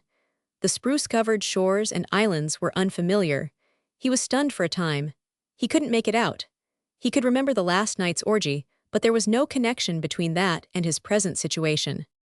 He closed his eyes and held his aching head in his hands. What had happened? Slowly the dreadful thought arose in his mind. He fought against it, strove to drive it away, but it persisted. He had killed somebody. That alone could explain why he was in an open boat drifting down the Yukon. The law of Red Cow that he had so long administered had now been administered to him. He had killed someone and been set adrift. But whom? He racked his aching brain for the answer, but all that came was a vague memory of bodies falling upon him and of striking out at them. Who were they? Maybe he had killed more than one. He reached to his belt. The knife was missing from its sheath. He had done it with that undoubtedly, but there must have been some reason for the killing. He opened his eyes and in a panic began to search about the boat. There was no grub, not an ounce of grub. He sat down with a groan. He had killed without provocation. The extreme rigor of the law had been visited upon him. For half an hour he remained motionless, holding his aching head and trying to think. Then he cooled his stomach with a drink of water from overside and felt better. He stood up, and alone on the wide-stretching Yukon, with naught but the primeval wilderness to hear, he cursed strong drink. After that he tied up to a huge floating pine that was deeper sunk in the current than the boat, and that consequently drifted faster. He washed his face and hands, sat down in the stern sheets, and did some more thinking. It was late in June. It was 2,000 miles to Bering Sea. The boat was averaging 5 miles an hour. There was no darkness in such high latitudes at that time of the year, and he could run the river every hour of the 24. This would mean daily 120 miles. Strike out the 20 for accidents, and there remained 100 miles a day. In 20 days he would reach Bering Sea, and this would involve no expenditure of energy. The river did the work. He could lie down in the bottom of the boat and husband his strength. For 2 days he ate nothing. Then, drifting into the Yukon flats, he went ashore on the low-lying islands and gathered the eggs of wild geese and ducks. He had no matches and ate the eggs raw. They were strong, but they kept him going. When he crossed the Arctic Circle, he found the Hudson Bay Company's post.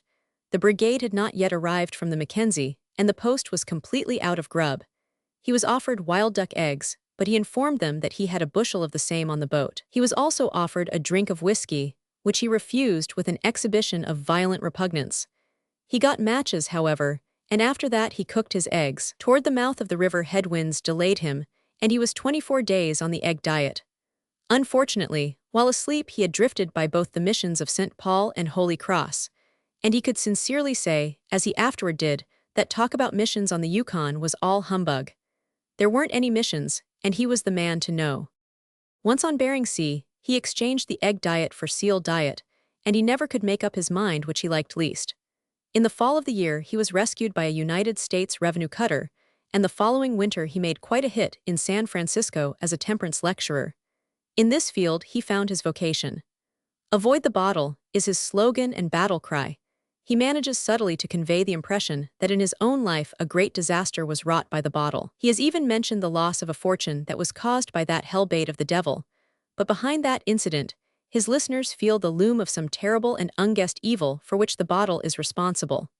He has made a success in his vocation, and has grown gray and respected in the crusade against strong drink. But on the Yukon, the passing of Marcus O'Brien remains tradition. It is a mystery that ranks at par with the disappearance of Sir John Franklin. P. 124, The Wit of Porportuk. Elsu had been a mission girl. Her mother had died when she was very small, and Sister Alberta had plucked Elsu as a brand from the burning, one summer day, and carried her away to Holy Cross Mission and dedicated her to God. Elsu was a full-blooded Indian, yet she exceeded all the half-breed and quarter-breed girls. Never had the good sisters dealt with a girl so adaptable and at the same time so spirited. Elsu was quick and deft and intelligent, but above all she was fire, the living flame of life, a blaze of personality that was compounded of will, sweetness, and daring. Her father was a chief, and his blood ran in her veins. Obedience, on the part of Elsu, was a matter of terms and arrangement. She had a passion for equity, and perhaps it was because of this that she excelled in mathematics. But she excelled in other things. She learned to read and write English as no girl had ever learned in the mission. She led the girls in singing, and into song she carried her sense of equity. She was an artist, and the fire of her flowed toward creation. Had she from birth enjoyed a more favorable environment, she would have made literature or music. Instead, she was Elsu, daughter of Clackina, a chief, and she lived in the Holy Cross Mission where were no artists, but only pure-souled sisters who were interested in cleanliness and righteousness, and the welfare of the spirit, in the land of immortality that lay beyond the skies. The years passed. She was 8 years old when she entered the mission.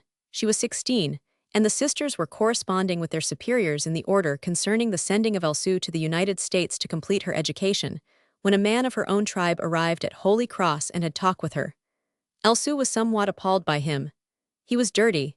He was a Caliban-like creature, primitively ugly, with a mop of hair that had never been combed. He looked at her disapprovingly and refused to sit down. "Thy brother is dead," he said shortly.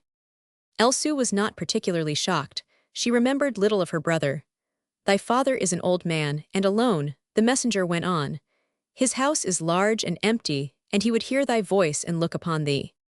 Him she remembered, Clackina, the head man of the village, the friend of the missionaries and the traders, a large man thewed like a giant, with kindly eyes and masterful ways, and striding with a consciousness of crude royalty in his carriage.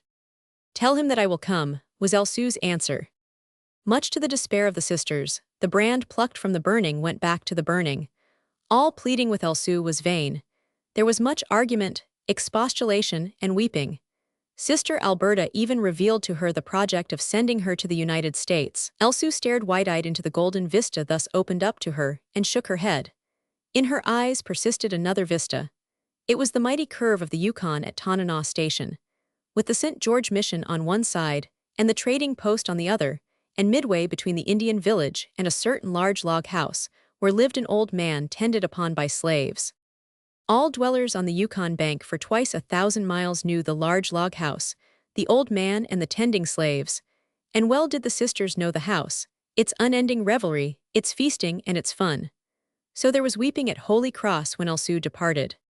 There was a great cleaning up in the large house when Elsu arrived. Clackinaw, himself masterful, protested at this masterful conduct of his young daughter, but in the end, dreaming barbarically of magnificence, he went forth and borrowed $1,000 from old Porportuk, than whom there was no richer Indian on the Yukon.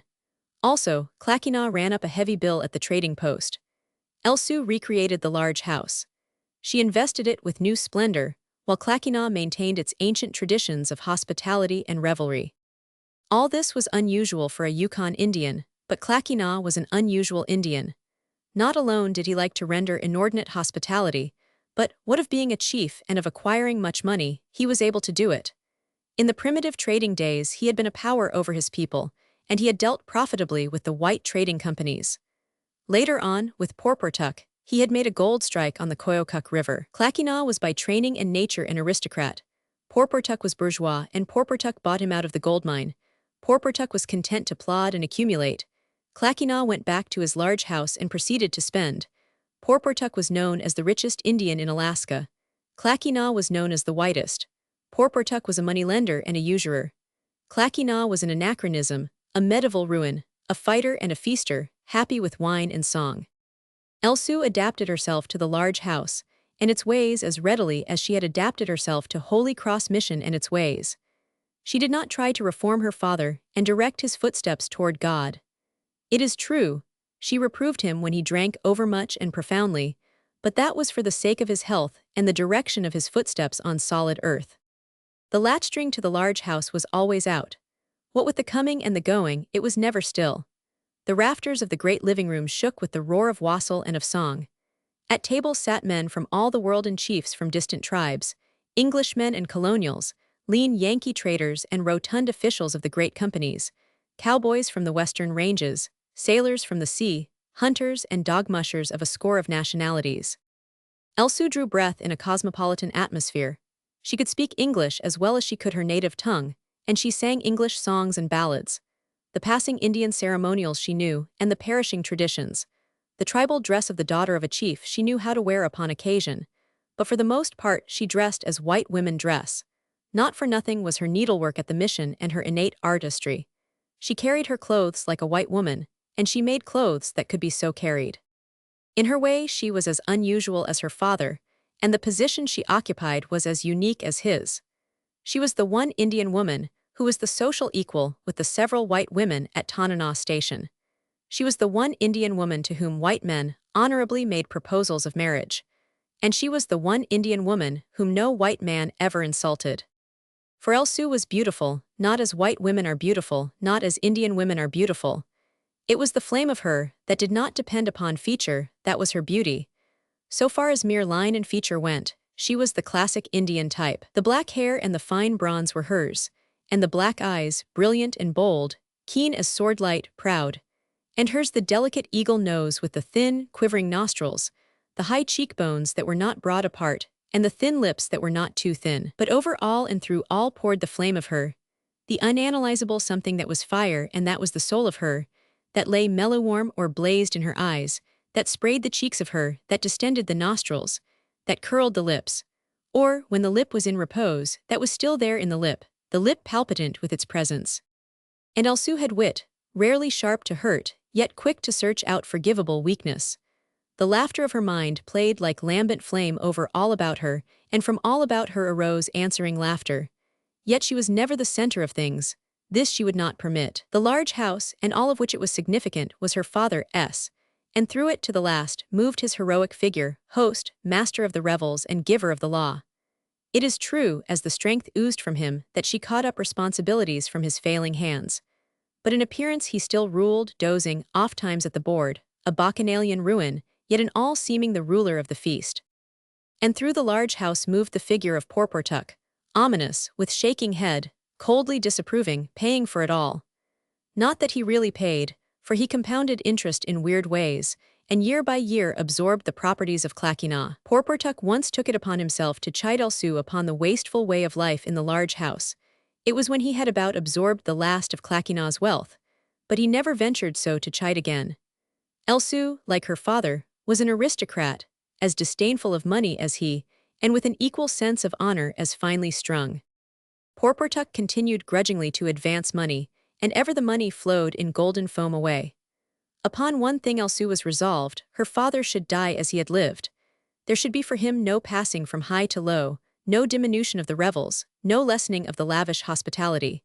When there was famine, as of old, the Indians came groaning to the large house and went away content. When there was famine and no money, money was borrowed from Porportuk, and the Indians still went away content. Elsu might well have repeated, after the aristocrats of another time and place, that after her came the deluge. In her case the deluge was old Porportuk. With every advance of money, he looked upon her with a more possessive eye, and felt burgeoning within him ancient fires.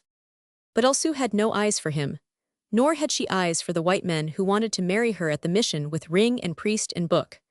For at Tanana station was a young man, Akun, of her own blood and tribe and village. He was strong and beautiful to her eyes, a great hunter, and in that he had wandered far and much, very poor.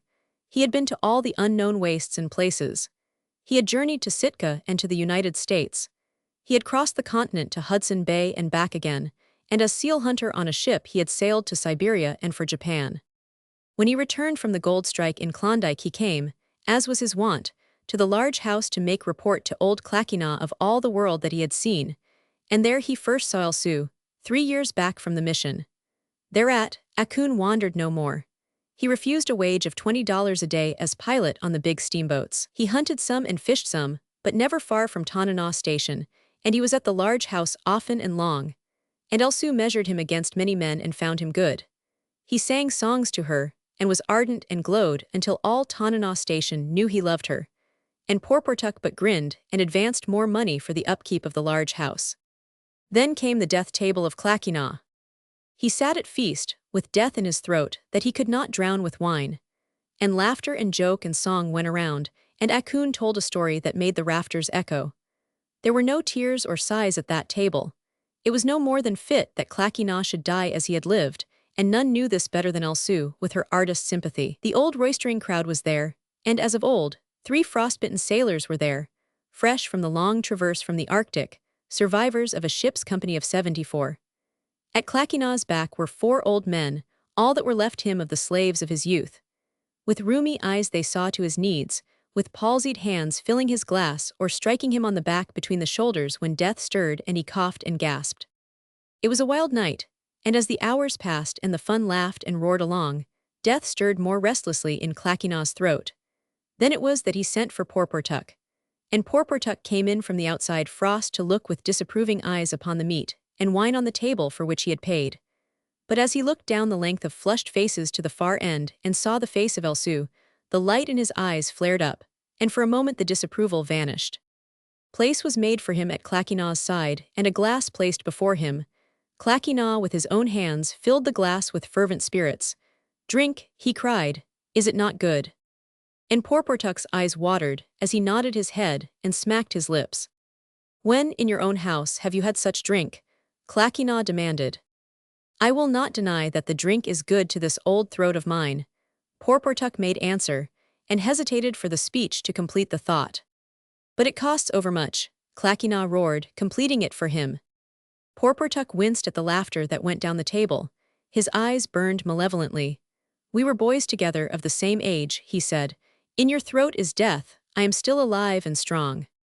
An ominous murmur arose from the company. Clackina coughed and strangled, and the old slave smote him between the shoulders. He emerged gasping, and waved his hand to still the threatening rumble. "You have grudged the very fire in your house because the wood cost overmuch," he cried. "You have grudged life. To live cost overmuch, and you have refused to pay the price. Your life has been like a cabin where the fire is out and there are no blankets on the floor. He signaled to a slave to fill his glass, which he held aloft. But I have lived, and I have been warm with life as you have never been warm. It is true, you shall live long. But the longest nights are the cold nights when a man shivers and lies awake. My nights have been short, but I have slept warm. He drained the glass. The shaking hand of a slave failed to catch it as it crashed to the floor. Clackinaw sank back, panting, watching the upturned glasses at the lips of the drinkers, his own lips slightly smiling to the applause. At a sign, 2 slaves attempted to help him sit upright again. But they were weak, his frame was mighty, and the 4 old men tottered and shook as they helped him forward. But manner of life is neither here nor there, he went on. We have other business, Porportuk, you and I tonight. Debts are mischances, and I am in mischance with you. What of my debt, and how great is it? Porportuk searched in his pouch and brought forth a memorandum. He sipped at his glass and began. There is the note of August, 1889 for $300. The interest has never been paid, and the note of the next year for $500. This note was included in the note of 2 months later for $1,000. Then there is the note. Never mind the many notes, Clackinaw cried out impatiently. They make my head go around and all the things inside my head. The hole, the round hole, how much is it? Porportuk referred to his memorandum. $15,967.75. He read with careful precision. Make it 16,000, make it 16,000, Clackinaw said grandly. Odd numbers were ever worry. And now, and it is for this that I have sent for you, make me out a new note for 16,000 which I shall sign. I have no thought of the interest. Make it as large as you will and make it payable in the next world when I shall meet you by the fire of the great Father of all Indians. Then the note will be paid. This I promise you, it is the word of Clackinaw. Porportuk looked perplexed, and loudly the laughter arose and shook the room. Clackinaw raised his hands. Nay, he cried, it is not a joke, I but speak in fairness. It was for this I sent for you, Porportuk, make out the note. I have no dealings with the next world, Porportuk made answer slowly. Have you no thought to meet me before the great Father? Clackinaw demanded. Then he added, I shall surely be there. I have no dealings with the next world, Porportuk repeated sourly. The dying man regarded him with frank amazement. I know not of the next world, Porportuk explained. I do business in this world. Clackinaw's face cleared. This comes of sleeping cold of nights, he laughed. He pondered for a space, then said, It is in this world that you must be paid. There remains to me this house. Take it and burn the debt and the candle there. It is an old house and not worth the money, Porportuk made answer. There are my mines on the Twisted Salmon. They have never paid to work, was the reply. There is my share in the steamer Koyokuk. I am half owner. She is at the bottom of the Yukon. Clackinaw started. True, I forgot. It was last spring when the ice went out. He mused for a time while the glasses remained untasted and all the company waited upon his utterance. Then it would seem I owe you a sum of money which I cannot pay. In this world. Porportuk nodded and glanced down the table. Then it would seem that you, Porportuk, are a poor businessman, Clackinaw said slyly. And boldly Porportuk made answer, No, there is security yet untouched. What, cried Clackinaw, have I still property? Name it and it is yours and the debt is no more. There it is, Porportuk pointed at Elsu. Clackinaw could not understand. He peered down the table, brushed his eyes, and peered again. Your daughter Elsu, her will I take and the debt be no more. I will burn the debt there in the candle.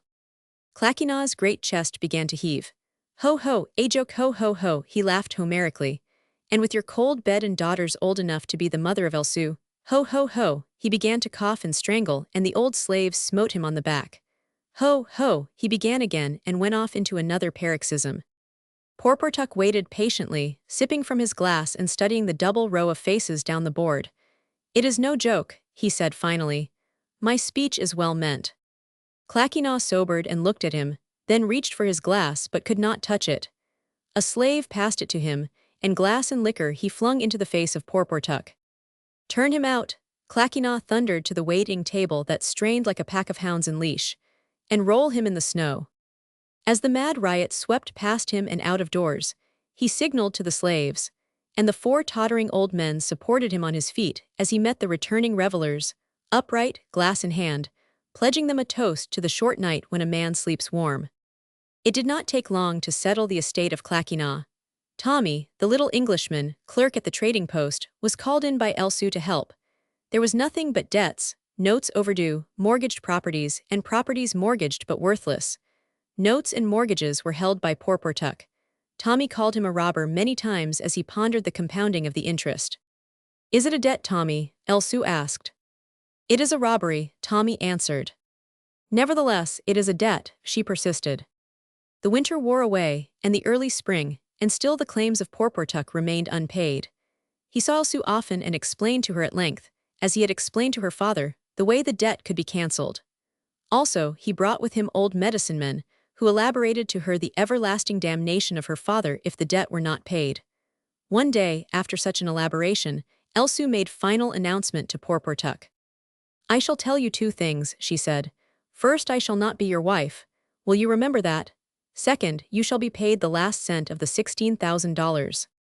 $15,967.75, Porportuk corrected. "My father said 16,000, was her reply. "You shall be paid." "How?" "I know not how, but I shall find out how. Now go and bother me no more. If you do," she hesitated to find fitting penalty, "if you do, I shall have you rolled in the snow again as soon as the first snow flies." This was still in the early spring, and a little later Elsu surprised the country. Word went up and down the Yukon from Chilkoot to the Delta, and was carried from camp to the farthermost camps, that in June, when the first salmon ran, Elsu, daughter of Clackina, would sell herself at public auction to satisfy the claims of Porportuk. Vain were the attempts to dissuade her. The missionary at St. George wrestled with her, but she replied, "Only the debts to God are settled in the next world. The debts of men are of this world, and in this world are they settled." Akun wrestled with her, but she replied, "I do love thee, Akun, but honor is greater than love, and who am I that I should blacken my father?" Sister Alberta journeyed all the way up from Holy Cross on the first steamer, and to no better end. "My father wanders in the thick and endless forests," said Elsu. "And there will he wander, with the lost souls crying, till the debt be paid. Then, and not until then, may he go on to the house of the Great Father." "And you believe this?" Sister Alberta asked.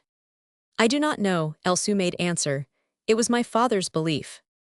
Sister Alberta shrugged her shoulders incredulously. "Who knows but that the things we believe come true?" Elsu went on.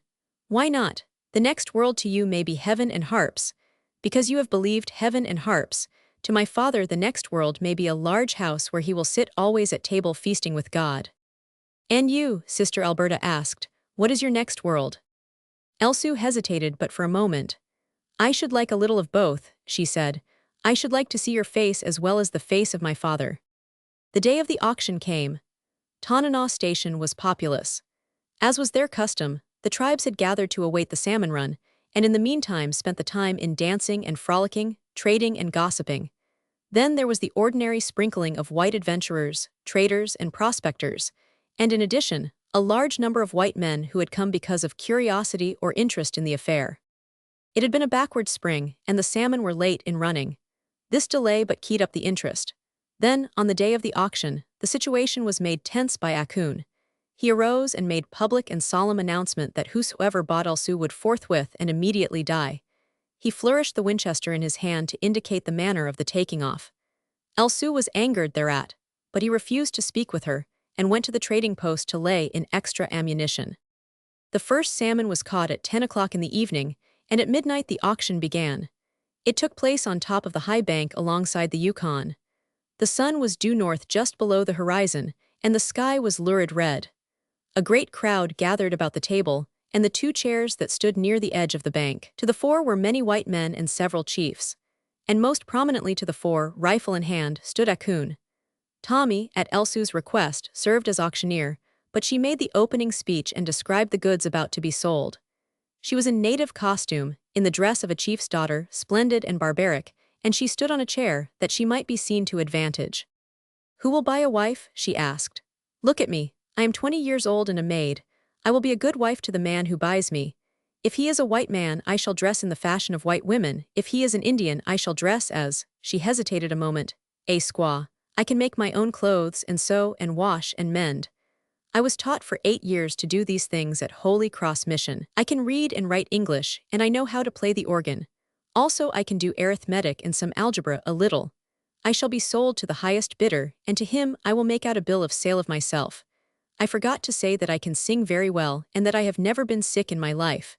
I weigh 132 pounds, my father is dead and I have no relatives. Who wants me? She looked over the crowd with flaming audacity and stepped down. At Tommy's request, she stood upon the chair again, while he mounted the second chair and started the bidding. Surrounding Elsu stood the 4 old slaves of her father.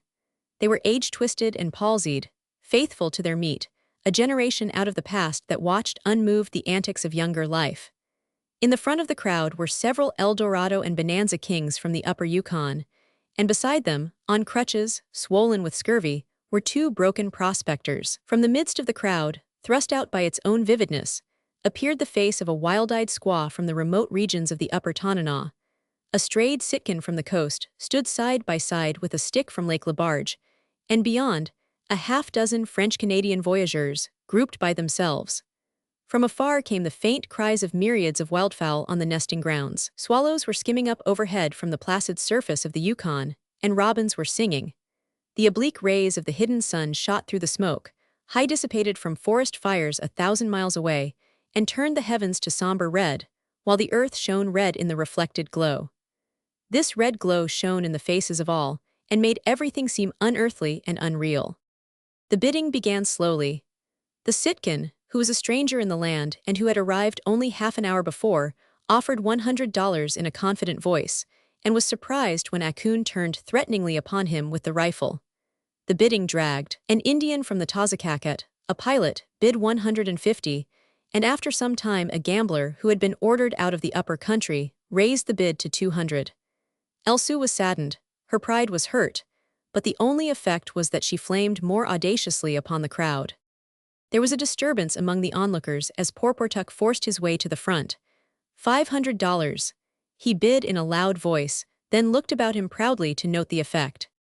He was minded to use his great wealth as a bludgeon with which to stun all competition at the start.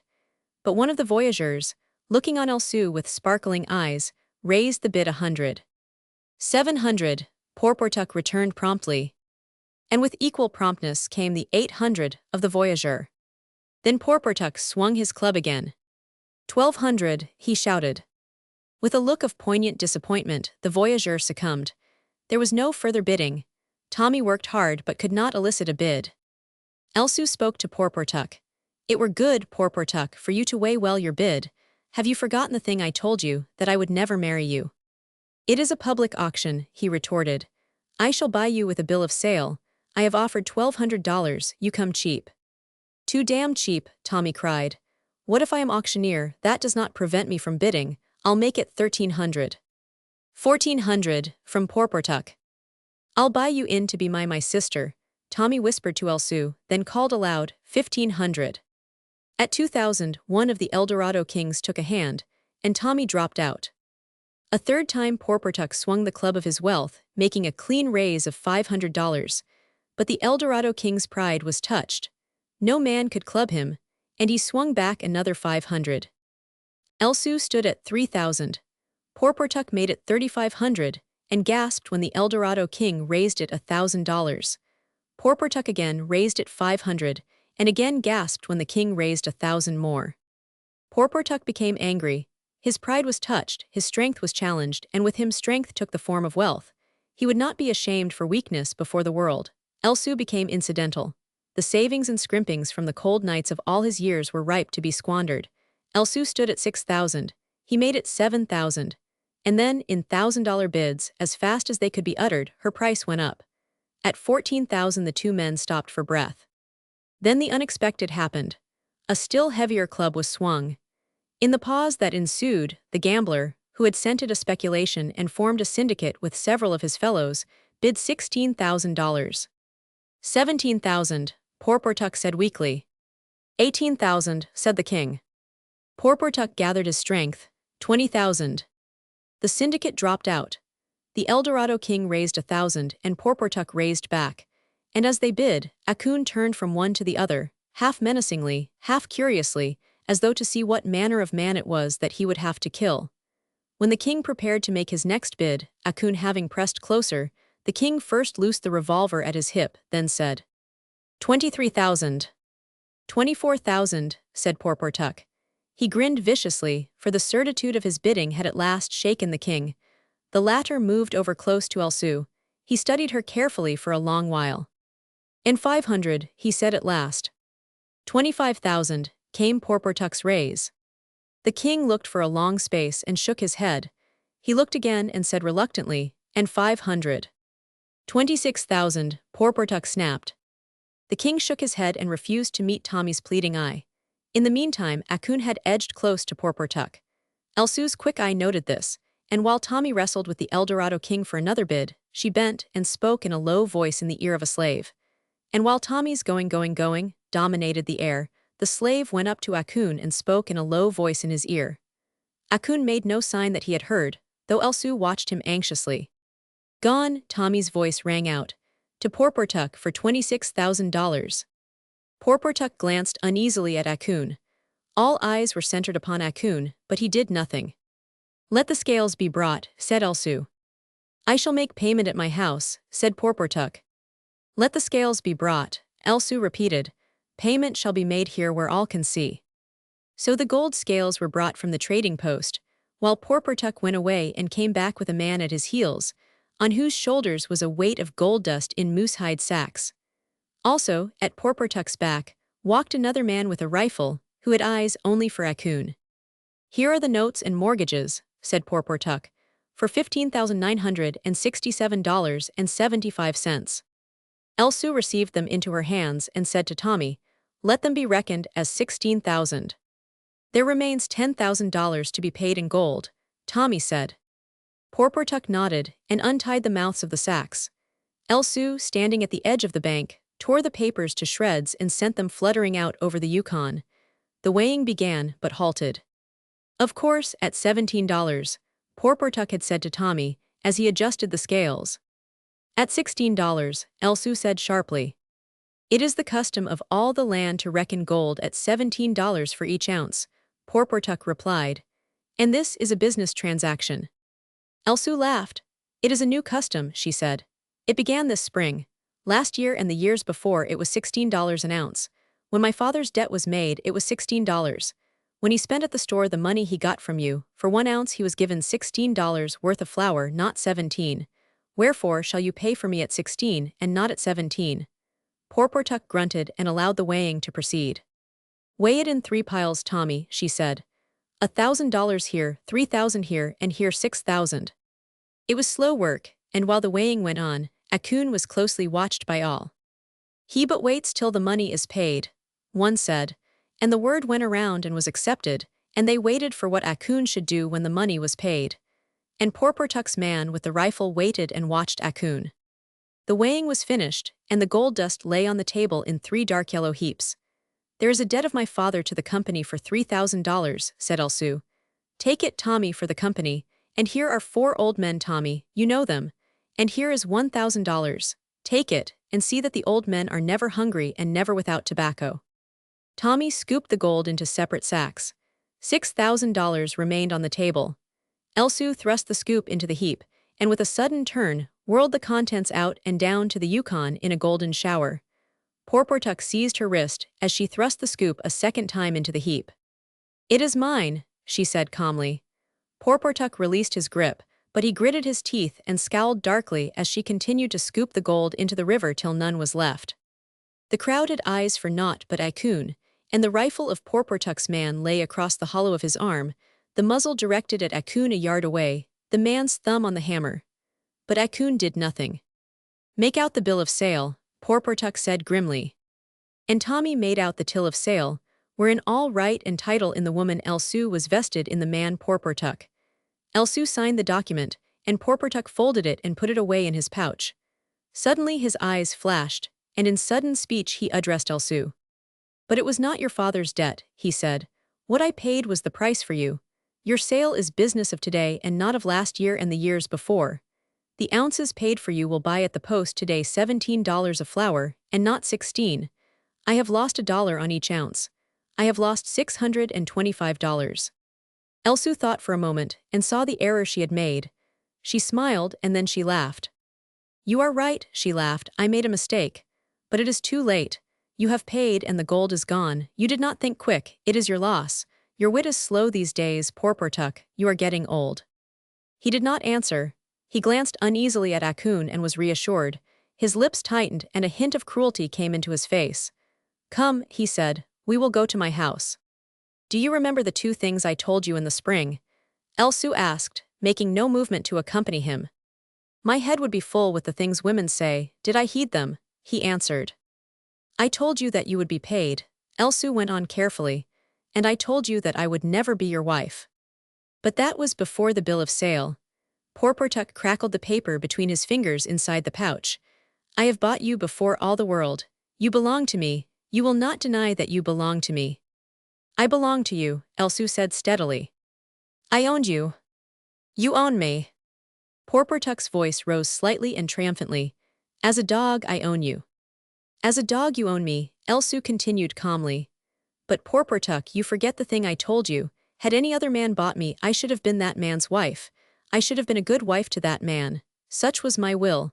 But my will with you was that I should never be your wife. Wherefore, I am your dog. Porportuk knew that he played with fire, and he resolved to play firmly. Then I speak to you, not as Elsu, but as a dog, he said, and I tell you to come with me. He half reached to grip her arm, but with a gesture she held him back. Not so fast, Porportuk, you buy a dog, the dog runs away. It is your loss, I am your dog, what if I run away? As the owner of the dog, I shall beat you. When you catch me. When I catch you. Then catch me. He reached swiftly for her, but she eluded him. She laughed as she circled around the table. Catch her, Porportuk commanded the Indian with the rifle who stood near to her. But as the Indian stretched forth his arm to her, the Eldorado king felled him with a fist blow under the ear. The rifle clattered to the ground. Then was Akun's chance. His eyes glittered, but he did nothing. Porportuk was an old man, but his cold nights retained for him his activity. He did not circle the table. He came across suddenly over the top of the table. Elsu was taken off her guard.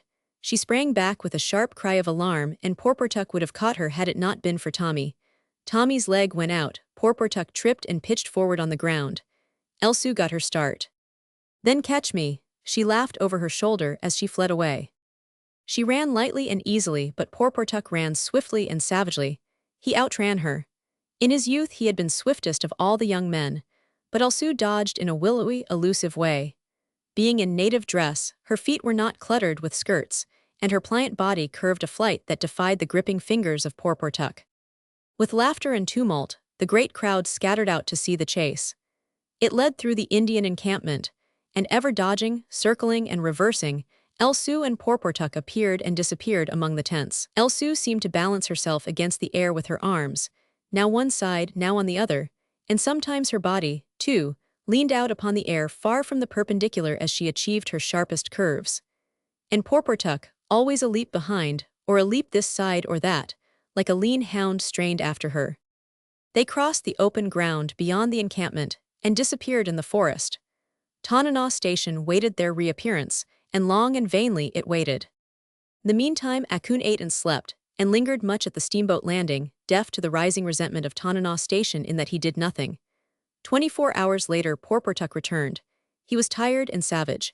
He spoke to no one but Akun and with him tried to pick a quarrel. But Akun shrugged his shoulders and walked away. Porportuk did not waste time. He outfitted half a dozen of the young men, selecting the best trackers and travelers, and at their head plunged into the forest.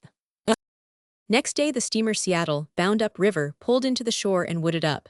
When the lines were cast off and she churned out from the bank, Akun was on board in the pilot house. Not many hours afterward, when it was his turn at the wheel, he saw a small birch-bark canoe put off from the shore.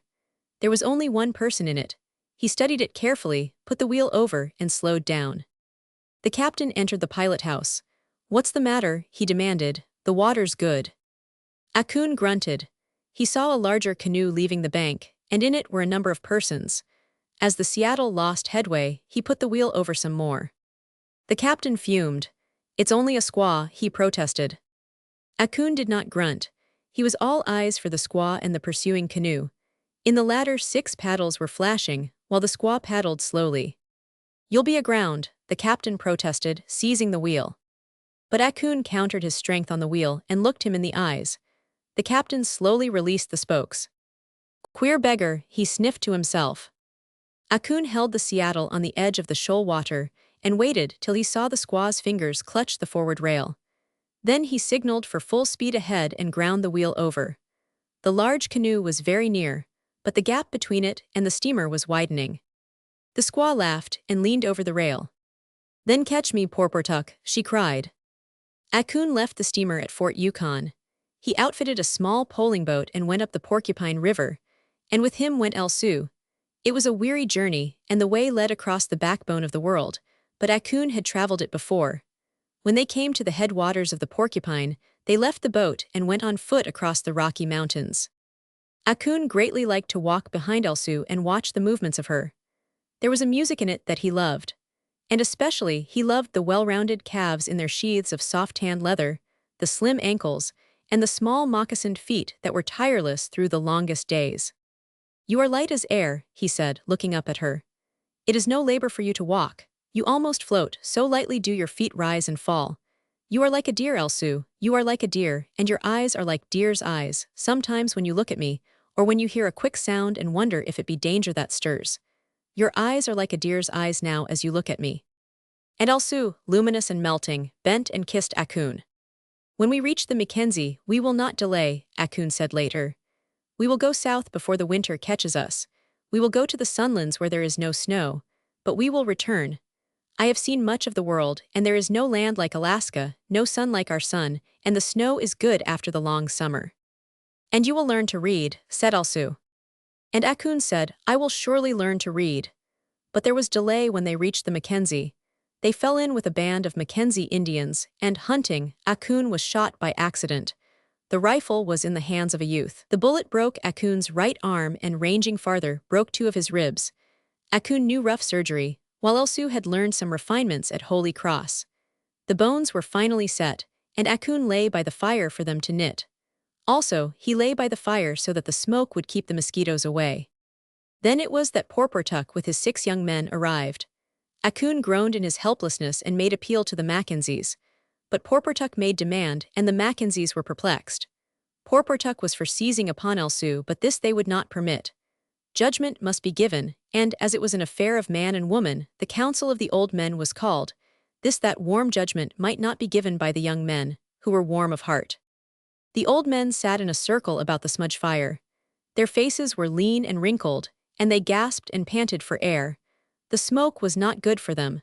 Occasionally they struck with withered hands at the mosquitoes that braved the smoke. After such exertion they coughed hollowly and painfully. Some spat blood, and one of them sat a bit apart with head bowed forward, and bled slowly and continuously at the mouth. The coughing sickness had gripped them.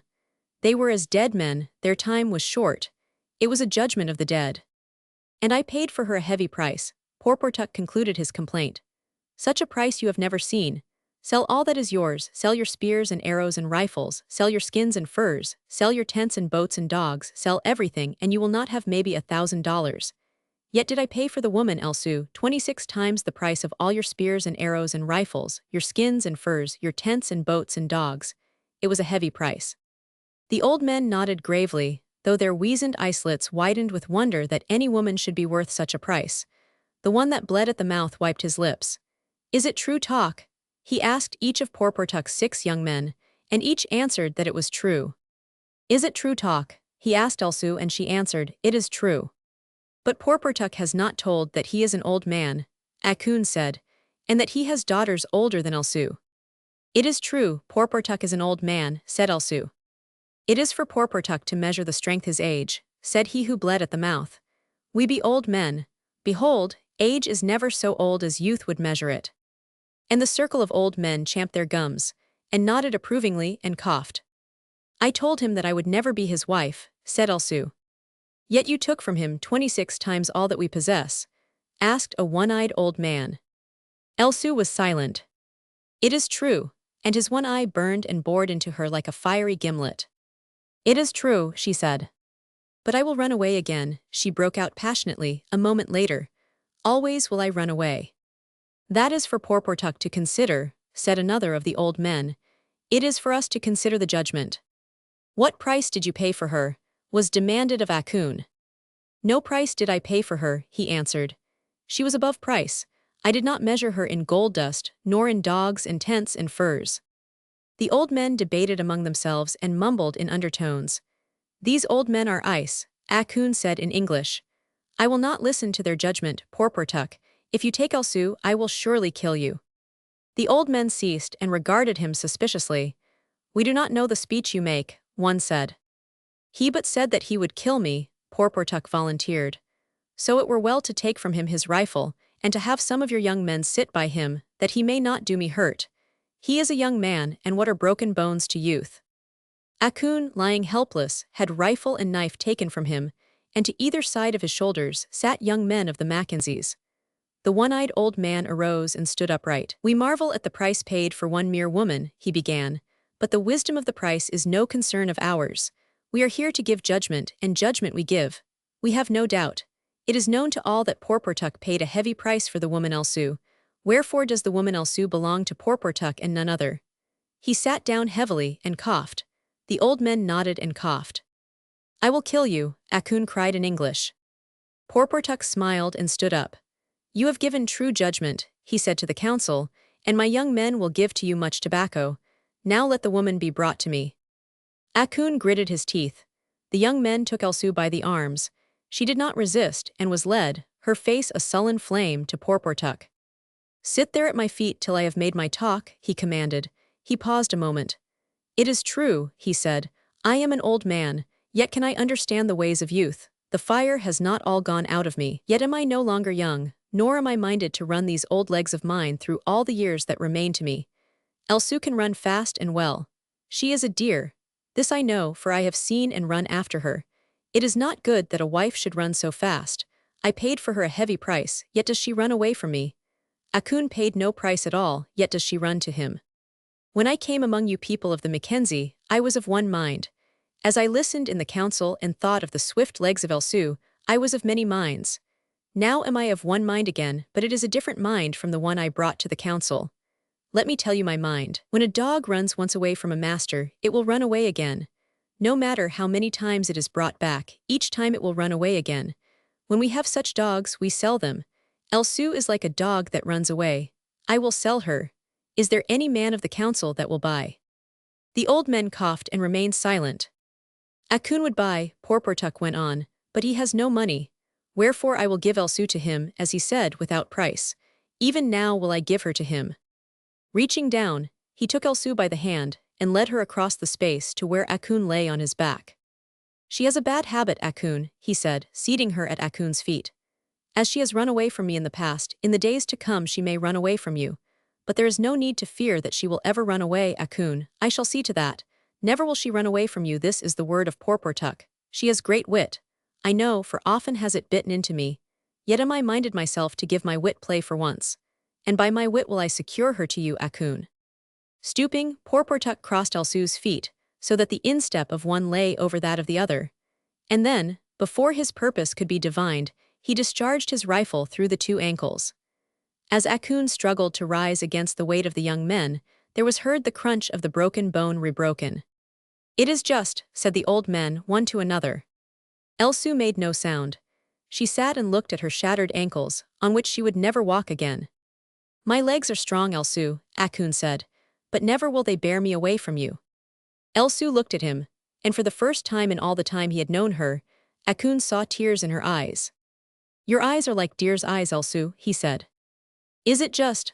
Porportuk asked, and grinned from the edge of the smoke as he prepared to depart. It is just, the old men said, and they sat on in the silence.